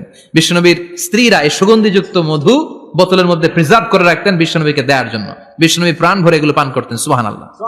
বিশ্বনবী যে সমস্ত খাদ্যগুলো পছন্দ করতেন হাদিসে এসেছে, বিশ্বনবী রুটি খেতেন, খেজুর খেতেন, খেজুর, খেজুর চিনেন? বালাহ, তামার, দুধ খেতেন, এই মধু খেতেন, জব খেতেন, বার্লি খেতেন, লাউ খেতেন, রুম্মান, ডালিম ফল, আনার ফল, আনার চিনেন? আনার, এই আনার খেতে পছন্দ করতেন বিশ্বনবী। মাশরুম খেতেন, মাশরুম, মাশরুম চিনেন? ব্যাঙ্গের ছাতার মতো। রেস্টুরেন্টে ইদানিং মাশরুমের স্যুপ পাওয়া যায়, এটা খাবেন। যাদের চোখের জ্যোতিতে সমস্যা, দৃষ্টিতে সমস্যা, খাবেন। হাদিসে এসেছে আল কামআতু মিনাল মান ওয়া মাউহা শিফাউন লিল আইন। মাশরুম হলো মান্না সালোয়ার মতো খাবার। মাশরুমের স্যুপ যারা খাবে, চোখের জ্যোতি যাদের কম, তাদের চোখের জ্যোতি বাড়িয়ে দিবে কে? বুখারীর বর্ণনা, কানা রাসূলুল্লাহ ইউহিব্বুল হালাওয়া ওয়াল আসাল, বিশ্বনবী মিষ্টান্ন খেতে বড্ড পছন্দ করতেন। আবার বিশ্বনবী বেশি বেশি মধু খেতে পছন্দ করতেন। সুবহানাল্লাহ। কোরআনে 2টা জিনিসের ক্ষেত্রে আল্লাহ শিফা যোগ করেছেন, যে 2টা জিনিসের সাথে সম্পৃক্ত হলে শিফা। এক হচ্ছে কোরআন পড়লে শিফা, অনুনাজ্জিলু মিনাল কোরআনি মা হুয়া শিফা। আবার কোরআনে এই আয়াতের ক্ষেত্রে বলা হয়েছে শিফা ফিহি শিফাউন লিন্নাস। এজন্য সাইয়েদনা ইবনে মাসউদ এই উম্মাহকে উদ্দেশ্য করে বলেছেন আলাইকুম বিশিফাইন, তোমাদের উচিত 2টা জিনিস থেকে শিফা নেয়া। এক হলো কোরআন, 2 হলো আসাল মানে মধু। কোন সুবহানাল্লাহ। কোরআন তেলাওয়াত করলে অসুস্থরে সুস্থ করে দেয় কে? সূরা ফাতিহা তেলাওয়াত করলে অসুস্থকে সুস্থ বানিয়ে দেয় কে? আবার মধু খেলে সুস্থ বানিয়ে দেয় কে? মধু খেয়ে প্রশংসা করবেন কার? নাকি মধু হই হই বিষাবাইলা বলবেন এগুলো কখনো? খাঁটি মধু খেতে হবে, খাঁটি মধু খেতে হবে। তাহলে ফিহি শিফাউন লিন্নাস, কত কিছু দিয়ে আল্লাহ এটাকে সমৃদ্ধ করেছেন। এটার মধ্যে গ্লুকোজ আছে, এটার মধ্যে সুক্রোজ আছে, ফ্রুক্টোজ আছে, প্রোটিন আছে, মিনারেলস আছে, ক্যালসিয়াম আছে, ভিটামিন আছে। খাইলেই শরীর গরম হয়ে যায়। সুবহানাল্লাহ। এজন্য শীতকালে বেশি বেশি খাবেন, জাম্পার লাগবে না। শীতকালে মধু খেয়ে রাত্রেবেলায় বের হবেন, আর মাফলার পেঁচিয়ে বের হওয়া লাগবে না। সুবহানাল্লাহ পড়েন। তার মানে আল্লাহ বললেন ইয়াসিন ওয়াল কোরআনিল হাকিম, প্রজ্ঞাময় বিজ্ঞানময় কোরআনের কসম। কোরআনের ভেতরে বিজ্ঞান আছে না নাই? বিজ্ঞানের কথা এই তো শুরু করলাম, আজকে সারা রাত বিজ্ঞানের কথা বলবো। থাকবেন কতক্ষণ? হ্যাঁ, স্লোগান দেন লিল্লাহি তাকবীর। এরপরে আল্লাহ বললেন গোলাম ওয়া ইন্না লাকুম ফিল আনআমি লাইবরা, প্রাণীকুলের দিকে নজর করে তাকাও, প্রাণীকুলের মধ্যে আমি তোমাদের জন্য নিদর্শন রেখেছি। নুসকিকুম মিম্মা ফি বুতুনিহি, এই প্রাণীকুলের পেট থেকে একটা চমৎকার জিনিস আমি বের করে দেই, এটার নাম হচ্ছে দুধ। এটা কি?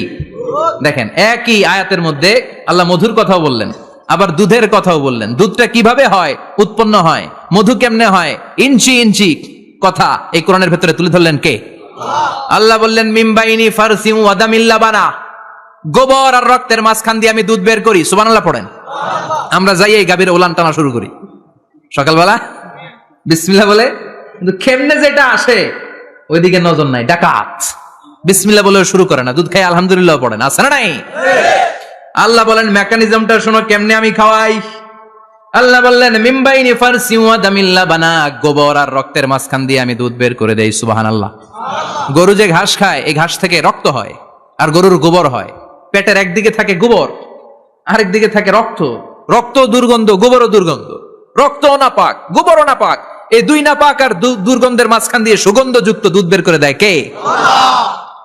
আল্লাহ বললেন মিমবাইনি ফারসিম ওয়া দামিল লাবানা, গরু যে খাবারগুলো খায় ওই খাবারের এক পাশ দিয়ে গোবর হয়ে যায় আর এক পাশ দিয়ে রক্ত হয়ে যায়, মাঝখান দিয়ে দুধ বের করে দেয় কে? What a amazing mechanism of discharging milk from animals body. Amazing mechanism. একদিক দিয়ে গোবর দুর্গন্ধ, আরেক দিক দিয়ে ঘাস খাওয়ার কারণে রক্ত হয়, মাঝখান দিয়ে দুধ বের হয়ে যায়। সুবহানাল্লাহ। আবার বাছুর ছাড়া দুধ পাওয়া যায় না। গাভী আছে কার কার? হাত তোলেন তো। বাছুর ছাড়া দুধ পাওয়া যায়? শুধু গাভী, বাছুর নাই, দুধ আসবে? আবার এই যে বিশাল বড় ওলান 20 কেজি দুধ দেয় প্রতিদিন, এই ওলান কাটলে দুধ পাওয়া যায়? এক ফোঁটা দুধও ওলানটা কেটে টুকরা টুকরা করলে আপনি পাবেন না। এটা আলাদা মেকানিজম। এটা ভিতর থেকে একটা নির্যাস, বাছুর নিয়ে দুইটা ঢু মারবেন, ওই নির্যাস দিয়ে দুধ বেরোতে থাকবে গোবর আর রক্তের মাঝখান দিয়ে। এজন্য বিশ্বনবী বলতেন বেশি বেশি দুধ খাও। দুধ হলো সুষম খাদ্য। পৃথিবীতে আবিষ্কৃত যত খাবার আছে দুধের চাইতে ভালো খাবার আছে নাকি? কথা কন। মানুষ পানি খেয়ে 3-4 দিন বাঁচে জানেন, আর পানির মধ্যে লবণ দিলে 7-8 দিন বাঁচতে পারবেন। আর দুধ পাইলে আজীবন বাঁচবেন। দুধ খেয়ে যদি হজম করতে পারেন, দুধ খেয়ে হজম করতে পারলে আজীবন বেঁচে যাবেন। সুষম খাদ্য। বিশ্বনবী যে রাতে মেরাজে যাবেন, সিদরাতুল মুনতাহা পার হওয়ার পরে বিশ্বনবীর পরীক্ষা শুরু হলো। বিশ্বনবীকে বুখারীর বর্ণনা 3টা গ্লাস দেয়া হলো। কাদাহ ফিহি লাবান, এক গ্লাসের মধ্যে দুধ ছিল। ওয়া কাদাহ ফিহি আসাল, আর এক গ্লাসের মধ্যে ছিল মধু, আর এক গ্লাসের মধ্যে ছিল মদ। কাদাহুন ফিহি খামার। বিশ্বনবীকে 3টা গ্লাস দিয়ে বলা হলো নবী চুজ করেন কোনটা নেবেন। এক গ্লাসে মধু, আরেক গ্লাসে দুধ, আরেক গ্লাসের মধ্যে বিশ্বনবীকে দেয়া হলো মদ। বিশ্বনবী বললেন যে এই গ্লাসের ভেতরে দুধ আছে, আমি ওই পেয়ালাটা নিলাম। সাইয়েদনা জিবরাইল বললেন ইয়া রাসূলুল্লাহ আখাসতাল ফিতরা, আপনি যেমন নিছেন তেমন। সুবহানাল্লাহ কইবেন না? বিশ্বনবী দুধ খেতে পছন্দ করতেন। আর বিশ্বনবী বলতেন আলাইকুম বি আলবানিল বাকার, বেশি বেশি গরুর দুধ খাবা। ফাইন্নাহা তুরাম্মু মিনাল আশজার, কেননা এটা সবুজ লতা পাতা ঘাস পাতার নির্যাস। গরু কি খায়? ঘাস খায় না? এই ঘাসের নির্যাস হচ্ছে দুধ। বিশ্বনবী বলতেন বেশি বেশি দুধ খাবা। ফিহি শিফা, এর মধ্যে শিফা আছে। ফি লাবানিহা শিফা ওয়া লুহুমিহা দা, গরুর দুধে আছে শিফা, গরুর গোশতের মধ্যে আছে রোগ। সুবহানাল্লাহ কোন। কত বড় ফিলোসোফার বিশ্বনবী। বিশ্বনবী বলে গিয়েছেন গরুর দুধ বেশি খাও, কিন্তু গোশ বেশি খাইও না। আর আমরা গরুর গোশ পাইলে কোপায় ফেলাই। সাদা ভাত আর ঝাল গরুর মাংস যদি হয়, ওই যে অনেকের জিহ্বায় পানি চলে আসছে। সুবহানাল্লাহ কইবেন না? বিশ্বনবী বলতেন দুধ খাও, গোশ খাইও কম। গরুর গোশত কম খাবা, গরুর দুধ বেশি খাবা। সুস্থ রাখবে কে? আল্লাহ। আবার বিশ্বনবী মায়েদেরকে বলেছেন ও মায়েরা, সন্তান হওয়ার পরে 2 বছর দুধ খাওয়াবা। আল্লাহু আকবার। ওয়াল ওয়ালিদাতু ইউরদি'না আওলাদাহুন্না হাওলাইনি কামিলাইনি লিমান আরাদা আন ইউতিম্মার রাদাআ। সন্তান যারা পেয়েছো মায়েরা, বোনেরা, 2 বছর দুধ খাও। সন্তানকে সুস্থ রাখবে কে? আল্লাহ। বাচ্চা ডেলিভারির পরপরই আল্লাহ তাআলা মায়ের বুকে একটা দুধ দেয়, এটাকে বলে শাল দুধ। এটা হচ্ছে বাচ্চার জীবনের প্রথম প্রাকৃতিক টিকা। সুবহানাল্লাহ কয় না? সুবহানাল্লাহ। এটা বেবির জীবনে ন্যাচারাল প্রাকৃতিক টিকা। প্রতিষেধক আল্লাহ দিয়ে দিয়েছে। আপনার বাচ্চাকে টিকা দিন, স্লোগান আছে না? 5টা 7টা টিকা দেওয়া লাগে, প্রথম টিকাটা আল্লাহ নিজেই ফ্রি দিয়ে দিছে। এটা শাল দুধের ভেতরে পাওয়া যায়। এজন্য বাচ্চাকে শাল দুধ খাওয়াতে হবে, তার ব্রেনের গ্রোথ হবে, সে শক্তিশালী হবে, সে দেশপ্রেমিক হবে, সে আল্লাহওয়ালা হবে। চিল্লা এখন ঠিক কিনা? যে মায়েরা বাচ্চারে দুধ খাওয়ায় ওই বাচ্চারা মায়েরে ভালোবাসে বেশি, আর যেই মা গুলো বাচ্চারে দুধ না খাওয়ায় আর ডানু খাওয়ায়, আর কি কি আছে, হরলিক্স আর সিরালেক, কমপ্লেন, যারা এগুলো খাওয়াবে ডানু খাওয়াবে, যারা ল্যাকটোজেন খাওয়ায়, যারা বুকের দুধ খাওয়াতে চায় না কোনো কারণ ছাড়া, 2 বছর বাচ্চারে দুধ দিতে চায় না, এই বাচ্চাগুলো বড় হলে ওই মারে বৃদ্ধাশ্রমে দিয়ে আসবে। কথা কন। এজন্য মায়েরা, বোনেরা, সন্তান হলেই তাকে বুকের দুধ দিয়ে আল্লাহর পক্ষ থেকে যে টিকাটা, এই টিকাটা পেটের ভেতরে ঢুকাই দিতে হবে। চিল্লা এখন ঠিক কিনা? এটা হচ্ছে ন্যাচারাল টিকা। এজন্য আল্লাহ বললেন ইয়াসিন ওয়াল কোরআনিল হাকিম। ইয়াসিন, বিজ্ঞানময় কোরআনের শপথ। কোরআনের মধ্যে বিজ্ঞান আছে না নাই? অভাব নাই। কয়টা শুনবেন? আল্লাহ কসমোলজির কথা বলেছে, অ্যাস্ট্রোলজি কথা। কসমোলজি হচ্ছে সৃষ্টি তত্ত্ব। কসমোলজি কি? সবাই বলেন কসমোলজি কি? আল্লাহ বললেন আওয়ালাম ইয়ারাল্লাযীনা কাফারু আন্নাস সামাওয়াতি ওয়াল আরদা কানাতা রাতকান ফাফাতাকনাহুমা। কাফেররা কি দেখে না মহাবিশ্বের সবকিছু একসাথে মিলে ঝিলে ছিল, বিশাল এক বিস্ফোরণের মাধ্যমে আমি মহাবিশ্ব তৈরি করেছি। সুবহানাল্লাহ। আদিতে, শুরুতে কিন্তু সব আকাশ, বাতাস, জমিন, চন্দ্র, সূর্য, নক্ষত্র, গ্রহ, নিহারিকা পুঞ্জ, গ্যালাক্সি, ব্ল্যাক হোল সবকিছু মিলেমিশে একসাথে ছিল। এটার ঘনত্ব ছিল খুব বেশি। মহাবিশ্বের সবকিছু ছিল একটা বিন্দু। এটাকে বিজ্ঞানীরা নাম দিয়েছে দ্য সিঙ্গুলারিটি, মহা একত্ব। এরপর একটা প্রচন্ড বিস্ফোরণের মধ্য দিয়ে মহাবিশ্ব সৃষ্টি হয়েছে। এটার ওরা নাম দিয়েছে বিগ ব্যাং থিওরি। কি নাম? স্টিফেন হকিং মারা গেছে না, সবচেয়ে বড় পদার্থবিজ্ঞানী ছিল। সে একটা বই লিখেছে, from the brief history of time, a brief history of time from big bang two black hole. সেখানে সে প্রমাণ করেছে কোরআনের এই আয়াত, কানাতা রাতকান, মহাবিশ্বের সবকিছু একটা বিন্দু ছিল। চাঁদ, সূর্য, গ্রহ, তারা সবকিছু ছিল। কথা বলেন, সবাই বলেন, একটা মাত্র বিন্দু ছিল। আল্লাহ বলেন, don't the disbeliever observe that the heavens and earth were joined together, then I separated with a gigantic sound, explosion. সব একসাথে ছিল, চাঁদ, তারা, আকাশ, নদী, নালা সব একসাথে। তারপরে একটা বিকট বিস্ফোরণের মধ্য দিয়ে পৃথিবী হয়েছে, এ চাঁদ হয়েছে, চন্দ্র হয়েছে, সূর্য হয়েছে, মহাবিশ্বের সবকিছু এই মহাবিস্ফোরণের মধ্য দিয়ে হয়েছে। চিৎকার করে পড়েন আল্লাহু আকবার। এই যে ছোট্ট পৃথিবীতে আমরা বসে আছি, এই পৃথিবীর চেয়ে সূর্য 13 লক্ষ গুণ বড়। চিল্লায় পড়েন আল্লাহু আকবার। এটা কি বাড়ির কাছের কথা? 13 লক্ষ গুণ বড়, কল্পনা করা যায়?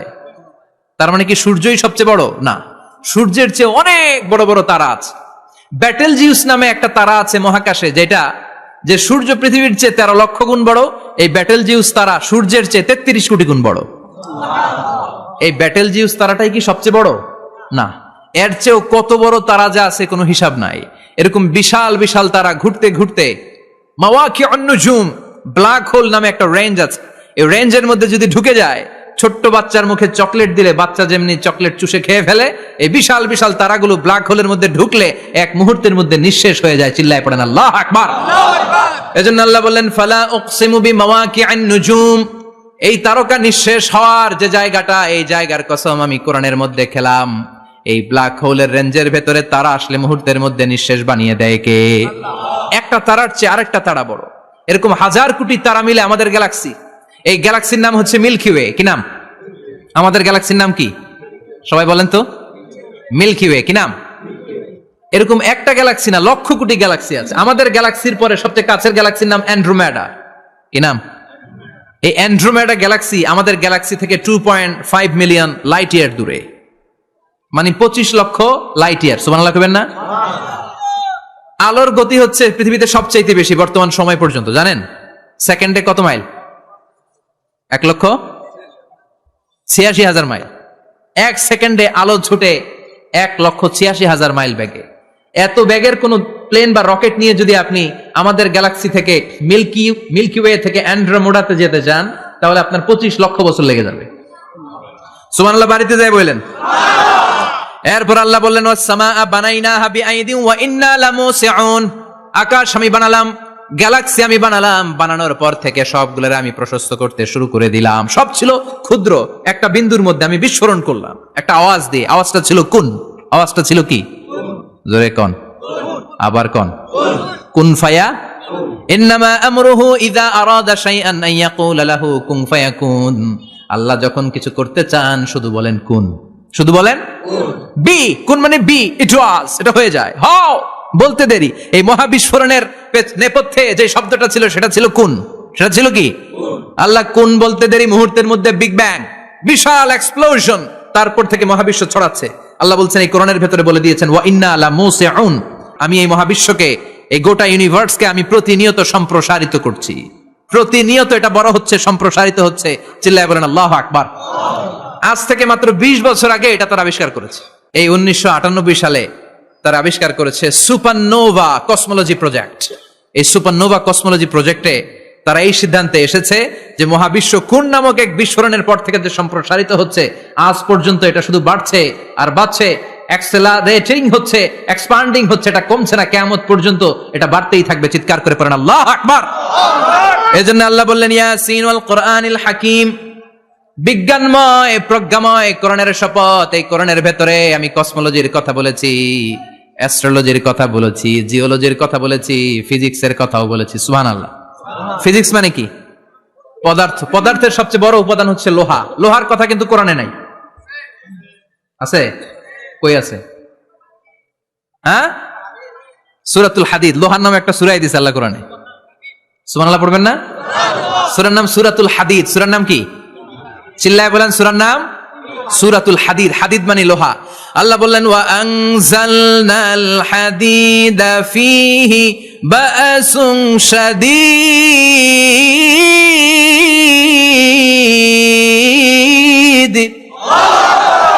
ওয়া আনজালনাল হাদিদ ফীহি বা'সুন শাদীদ, আমি লোহা নাজিল করলাম আর লোহার ভেতরে আমি ভয়ঙ্কর শক্তি ঢুকাইয়া দিলাম। সুবহানাল্লাহ।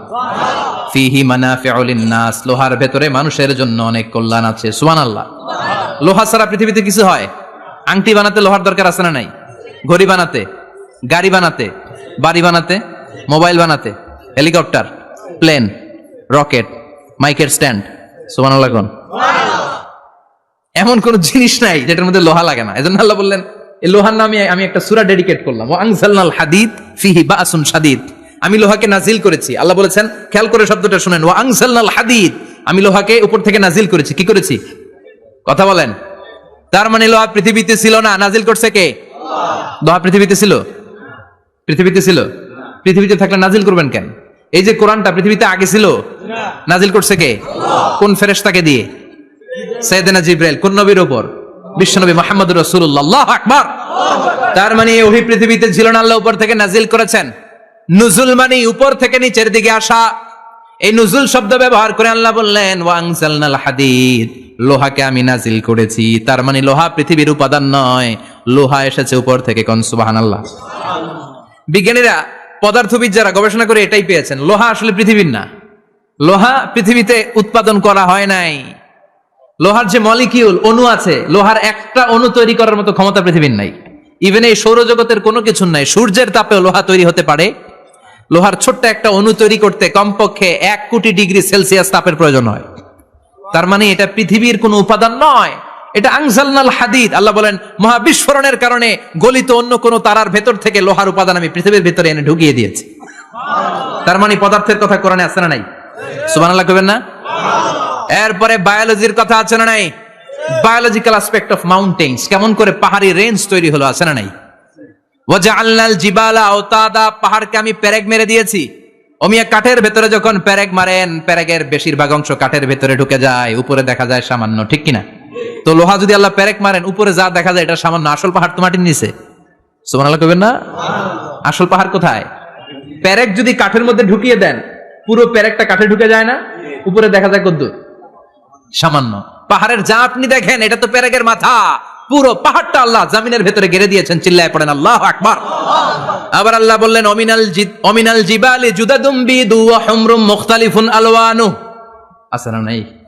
ওয়া গারাবিবু সুদ, আল্লাহ বলেন নানা রঙের পাহাড় পর্বত মহাবিশ্বে আমি তৈরি করেছি। কোন পাহাড় হচ্ছে রক্তিম বর্ণের, কোন পাহাড়কে বানিয়েছি আমি কৃষ্ণ বর্ণের, কোন পাহাড়কে বানিয়েছি আমি শুভ্র বর্ণের, কোন পাহাড়ের রং কালো, কোনটা সাদা, কোনটা নীল, আছে না নাই? মহাবিশ্ব যখন তৈরি হয়েছে পৃথিবীর মধ্যে 7টা টেকটনিক প্লেট তৈরি হয়েছে। 7 tectonic plates create the mountain range on earth. পৃথিবীতে এই পাহাড় তৈরির কারণ হচ্ছে 7টা প্লেট, এগুলোরে 7 টেকটনিক প্লেট বলে। এই প্লেটগুলোর কারণে পৃথিবীতে এই রং বেরঙের পাহাড় তৈরি হয়েছে। কত রঙের যে পাহাড় আছে, আরব বিশ্বে পাথরের পাহাড়, বাংলাদেশে মাটির পাহাড়, ব্রুনাই, সিঙ্গাপুর, ইন্দোনেশিয়াতে যদি যান আরেক ধরনের পাহাড়। চায়নার একটা শহর আছে গানজু সিটি, কি নাম? এই গানজু সিটিতে একটা পাহাড় আছে রেইনবো মাউন্টেন, ওখানে 7 রঙের পাহাড় পাওয়া যায় এক জায়গায়। সুবহানাল্লাহ কইবেন না? রেইনবো মানে কি? রংধনু। রংধনুর কয় রং? কথা কন। ছোটবেলা আমরা মুখস্থ রাখতাম বেনিয়া সহকলা, বেতে বেগুনি, নিতে নীল, আতে আসমানি, শতে সাদা, হতে হলুদ, কতে কালো, লাতে লাল। সুবহানাল্লাহ নাই? মনে রাখার কি অসাধারণ পদ্ধতি। এই রেইনবো মাউন্টেন, রংধনুর 7 রঙের পাহাড় এক জায়গায় পাওয়া যায়। এখানে সাদা পাহাড়, এখানে সবুজ পাহাড়, এখানে নীল পাহাড়, ওখানে লাল পাহাড়, এখানে কালো পাহাড়। এই চায়নার গানজু সিটিতে আল্লাহ তাআলা 7 রঙের পাহাড় এক জায়গায় রেখেছেন। চিৎকার করে বলেন আল্লাহু আকবার। তার মানে বায়োলজির কথাও কোরআনের ভেতরে আছে না নাই? এরপর আল্লাহ বললেন কেমন করে আকাশ থেকে আমি পানি নাজিল করে, এটাও কোরআনে আছে না নাই? আমরা ছোটবেলা পড়েছি ওয়াটার সাইকেল, হাইড্রোলজিক্যাল সাইকেল, কেমন করে সূর্যের তীব্রতা সাগর থেকে পানিকে জলীয় বাষ্প করে উপসে নেয়, উপরে নিয়ে সেটাকে পুঞ্জীভূত করে দেয়, ঘনীভূত করে দেয়, মেঘ হয়ে যায়, সেখান থেকে ঝিরি ঝিরি ঝিরি ঝিরি বৃষ্টি পড়ে, আছে না নাই? ওই বৃষ্টি পেয়ে আল্লাহর কাছে দোয়া করে না বিশ্বনবী বলেন রহমতের বৃষ্টির নিচে দাঁড়িয়ে কেউ যদি হাত তুলে দোয়া করে ওই দোয়া কবুল করে কে? আবার আকাশের মধ্যে মেঘের ঘনঘটা দেখলে বিশ্বনবী পেরেশান হয়ে যেতেন, হয়রান হয়ে যেতেন, আর আল্লাহর কাছে বলতেন আল্লাহ এই মেঘ দিয়ে তুমি আমাদেরকে আযাব দিও না, তুমি আমাদেরকে গজব দিও না, তুমি আমাদেরকে শেষ করে দিও না, এই মেঘ থেকে তুমি আমাদেরকে রহমতের বৃষ্টি দাও। পড়ে না আমিন। বৃষ্টি দেখলে বিশ্বনবী বলতেন আল্লাহুম্মা সাইয়িবান নাফিআ, ইয়া গাউসু আগিসনা গাউসান মুগীসান মারিআন মারিআন নাফিআন গায়রা দার আজিলান গায়রা আজিল। হে আল্লাহ এই বৃষ্টি থেকে তুমি ঠান্ডা রহমতের পানি দাও। কি দাও? আল্লাহ মেঘে দে পানি দে, ছায়া দে রে তুহু, আল্লাহ মেঘে দে। পড়েন পড়েন, আল্লাহ মেঘে দে পানি দে, ছায়া দে রে তুহু, আল্লাহ মেঘে দে। এই ওয়াটার সাইকেলের কথা আল্লাহ বলেছেন। আলাম তারা আন্নাল্লাহ ইউসজি সাহাবান, কাফের নাস্তিক যেগুলো সমাজের আবর্জনা খড়কুটা, ওরা কি দেখে না কেমন করে আমি বাতাসকে জলীয় বাষ্প করে আকাশে তুলি, বায়ুমণ্ডলে নিয়ে যাই, সুম্মা ইউআল্লিফু বাইনাহু, জলীয় বাষ্পগুলারে তখন আমি ঘনীভূত করি, সুম্মা ইয়াজআলুহু রুকামান, এরপরে আমি মেঘে পরিণত করি, ফাতারাল ওয়াদকা ইয়াখরুজু মিন খিলালিহি, তারপর মেঘের ভেতরে থেকে ঝিরি ঝিরি ঝিরি ঝিরি বৃষ্টি নাজিল করে কে? আবার আল্লাহ বললেন পানি থেকে আমি পৃথিবীর সব প্রাণগুলারে বানালাম, ওয়াজআলনা মিনাল মাই কুল্লা শাইইন হাইয়া ফালা ইয়াকিলুন, পানির ভেতরে থেকে সব প্রাণের উৎপত্তি পৃথিবীর মধ্যে ঘটিয়ে দিয়েছে কে? বিজ্ঞানীরা স্বীকার করেছে পৃথিবীতে যত প্রাণ পাওয়া যায়, যত প্রাণের ব্লুপ্রিন্ট পাওয়া যায় সব এসেছে পানি থেকে। চিৎকার করে বলেন কোত্থেকে? পানি নাই তো প্রাণ নাই, পানিও আছে প্রাণও আছে। কোন সুবহানাল্লাহ। বিজ্ঞানীদের ধারণা, তারা ধারণা করে বলেছে পৃথিবীর প্রথম প্রাণের নাম হচ্ছে অ্যামিবা। কি নাম? ওরা বলেছে এটা এককোষী জীব, it's a very small unicellular organism found ever in the world. পৃথিবীতে পাওয়া প্রথম এককোষী প্রাণীর নাম হচ্ছে অ্যামিবা। এটা এসেছে শৈবালের মতো, এরপরে জুপ্লাংটন, ফাইটোপ্লাংটন, ব্যাকটেরিও প্লাংটন, একটার পর একটা স্পিসিজ প্রজাতি পৃথিবীতে ডেভেলপ করেছে। কোন সুবহানাল্লাহ। এই পানির কথা কোরআনের ভেতরে বলে দিল কে? এজন্য আল্লাহ বললেন ওয়াল কোরআনিল হাকিম, বিজ্ঞানময় কোরআনের শপথ। এই কোরআনটা বিজ্ঞানের ঠাসা, এই কোরআন আশ্চর্যের শেষ নাই, এই কোরআন কোনোদিন পুরাতন হয় না। এই কোরআনের ভেতরে আল্লাহ দিয়েছেন হেদায়েতের মশাল, আর কোরআনটাকে বানিয়েছেন বিজ্ঞানের সুউচ্চ মিনার। জোরে কোন সুবহানাল্লাহ। ফিজিক্স পেলাম, ওয়াটার সাইকেল পেলাম, এবার পাতালপুরীর কথার দরকার আছে না নাই? পৃথিবীর একেবারে গভীরতম গভীরে কি আছে? এটা কিন্তু কোরআনে নাই, আছে। পৃথিবীর মাঝখানে যে উত্তপ্ত লাভা আর আগুন, এটা আপনারা জানেন? পৃথিবীর উপর দিয়ে আমরা ঠান্ডা পৃথিবীতে ঘুরে বেড়াই, কিন্তু এর ভিতরে কিন্তু আগুন, লাভা। আল্লাহ কোরআনের মধ্যে ফুটন্ত টকবগে সাগরের কসম খেয়েছেন। আল্লাহ বলেছেন ওয়াল বাহরিল মাসজুর,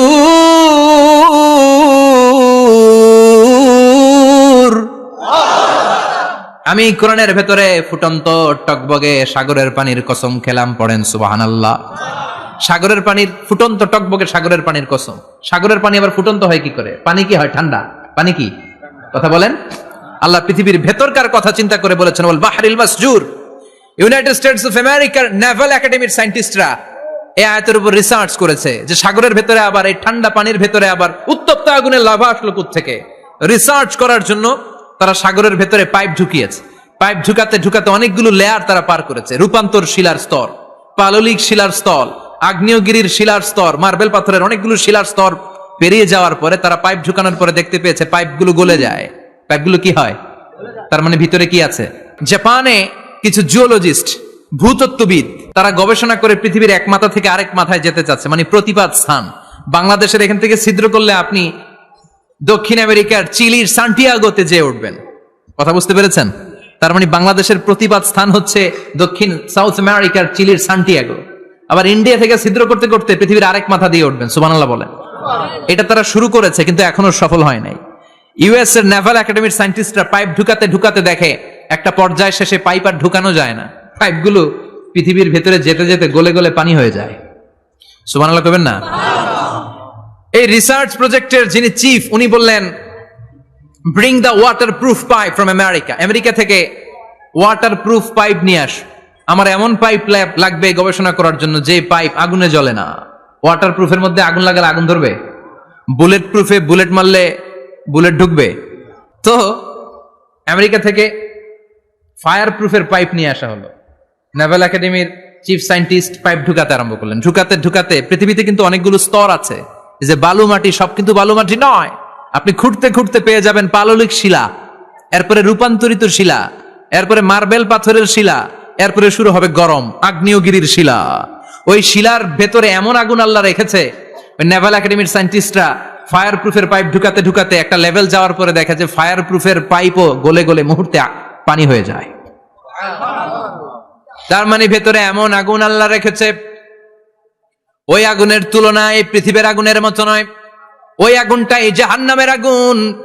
আবার বিজ্ঞানীরা গবেষণা করে ওই আগুনের মধ্যে মানুষের চিৎকার শুনেছে। এজন্য হাদিসে এসেছে আল্লাহর ওলিরা, মুমিন বান্দারা মারা গেলে তাদের রূহগুলো আকাশে চলে যায়, ইল্লিনে চলে যায়।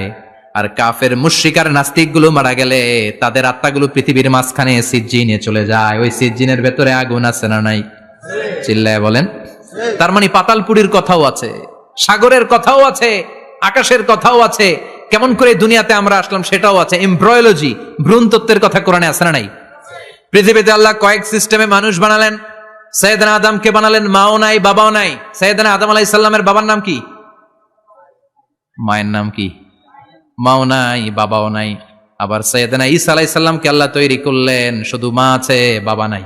আবার আমাদের সবাইকে আল্লাহ বানালেন, মাও আছে বাবাও আছে, ঠিক কিনা? এরপরে ছোট্ট এক ফোঁটা নাপাক থেকে আল্লাহ আমাদেরকে বানালেন। এই এক ফোঁটা বীর্যের মধ্যে যে প্রাণ আছে, এটা দুজন বিজ্ঞানী আবিষ্কার করেছে। লিয়েন হুক মাইক্রোস্কোপ যন্ত্র দিয়ে তারা বীর্যের মধ্যে, স্পার্ম ড্রপের মধ্যে গবেষণা করে পেয়েছে যে ওখানে কি যেন নড়ে। ওই এক ফোঁটা ড্রপের মধ্যে কি যেন নড়ে। সেখান থেকে ওরা আবিষ্কার করেছে এই স্পার্মের ভেতরে, শুক্রাণুর ভেতরে প্রাণের অস্তিত্ব আছে। এক ফোঁটা স্পার্মে, এক ফোঁটা বীর্যের মধ্যে 20 কোটি যদি শুক্রাণু না থাকে, ওই স্পার্ম থেকে আল্লাহ বেবি দেয় না, সন্তান দেয় না। সুবহানাল্লাহ কোন? এজন্য আল্লাহ বললেন হাল আতা আলাল ইনসানি হিনুম মিনাদ দাহরি লাম ইয়াকুন শাইআম মাযকুরা। ও মানুষ, কেন এত অহংকার করো? নজর করে তোমার জীবনের শুরুটার দিকে একটু তাকাও। কি ঝিলা তুমি? এক ফোঁটা নাপাক পানি, একটা স্পার্ম ড্রপ থেকে এসেছো। ইয়াখরুজু মিন বাইনিস সুলবি ওয়াত তারায়েব। বাবার পৃষ্ঠদেশ থেকে মায়ের গর্ভদেশের মধ্যে তোমাকে নিয়ে গেল কে? সেখান থেকে ফি যুলুমাতিন সালাস, 3টা প্যাকেট দিয়ে মায়ের পেটের মধ্যে তোমাকে প্রিজার্ভ করলো কে? আল্লাহ প্রত্যেকটা স্টেজ কোরআনে বলে দিয়েছেন। ফি যুলুমাতিন সালাস, 3টা অন্ধকার প্রকোষ্ঠে আল্লাহ আমাদেরকে প্রিজার্ভ করেছেন। মায়ের ভুলের একটা প্যাকেট, মায়ের জরায়ুর একটা প্যাকেট, আবার মায়ের পেটের একটা প্যাকেট। ওই প্যাকেটের ভিতরে পৃথিবীর কোন কবিরাজের কবিরাজি কাজে লাগছে? ডাক্তারের ডাক্তারি কোন কবিরাজ আমগরে খাওয়াইছে? চিল্লায় বলেন তিনি কে? এরপর আল্লাহ বললেন ফি যুলুমাতিন সালাস, এটা অন্ধকার ছিল। যেই টেম্পারেচারে রাখলে তুমি সুস্থ থাকবা, যেই টেম্পারেচারে রাখলে তুমি আস্তে আস্তে বড় হতে পারবা, সেখানে আমি রাখলাম। সেখান থেকে আমরা হয়ে গেলাম জিমেট, সেখান থেকে জাইগট, তারপরে এমব্রয়ো, তারপরে ফেটাস, ল্যাটার স্টেজ। প্রথমে ছিলাম ইনিশিয়াল স্টেজ, তারপরে ল্যাটার স্টেজ, আমরা বড় হতে লাগলাম। আল্লাহ আমাদেরকে হার্ট দিলেন, সিস্টনিক ডায়াস্টনিক অলিন্দ নিলয় শুরু হয়ে গেল। রুহুর ফুৎকার আমাদের হৃদয়ে ভরে দিল কে? আল্লাহ আমাদেরকে স্কেলিটন দিলেন, কঙ্কাল, স্পাইনাল কর্ড দিলেন, আমাদের স্কাল দিলেন, মাথার খুলি দিলেন, লাঞ্চ দিলেন, ফুসফুস দিলেন, গল ব্লাডার দিলেন, যেখানে যেটা ঠিক যেমন ভাবে দেয়া দরকার মায়ের পেটে থাকতেই সেটা দিয়ে দিয়েছে কে? আল্লাহ। এরপর 8 মাস আমরা মায়ের পেটে মারে কষ্ট দিলাম। ওই মুহূর্তে আমার মা আমার জন্য যতটা কষ্ট করেছে পৃথিবীর কেউ ওই খবর রাখে না। তোরে কোন ঠিক কিনা?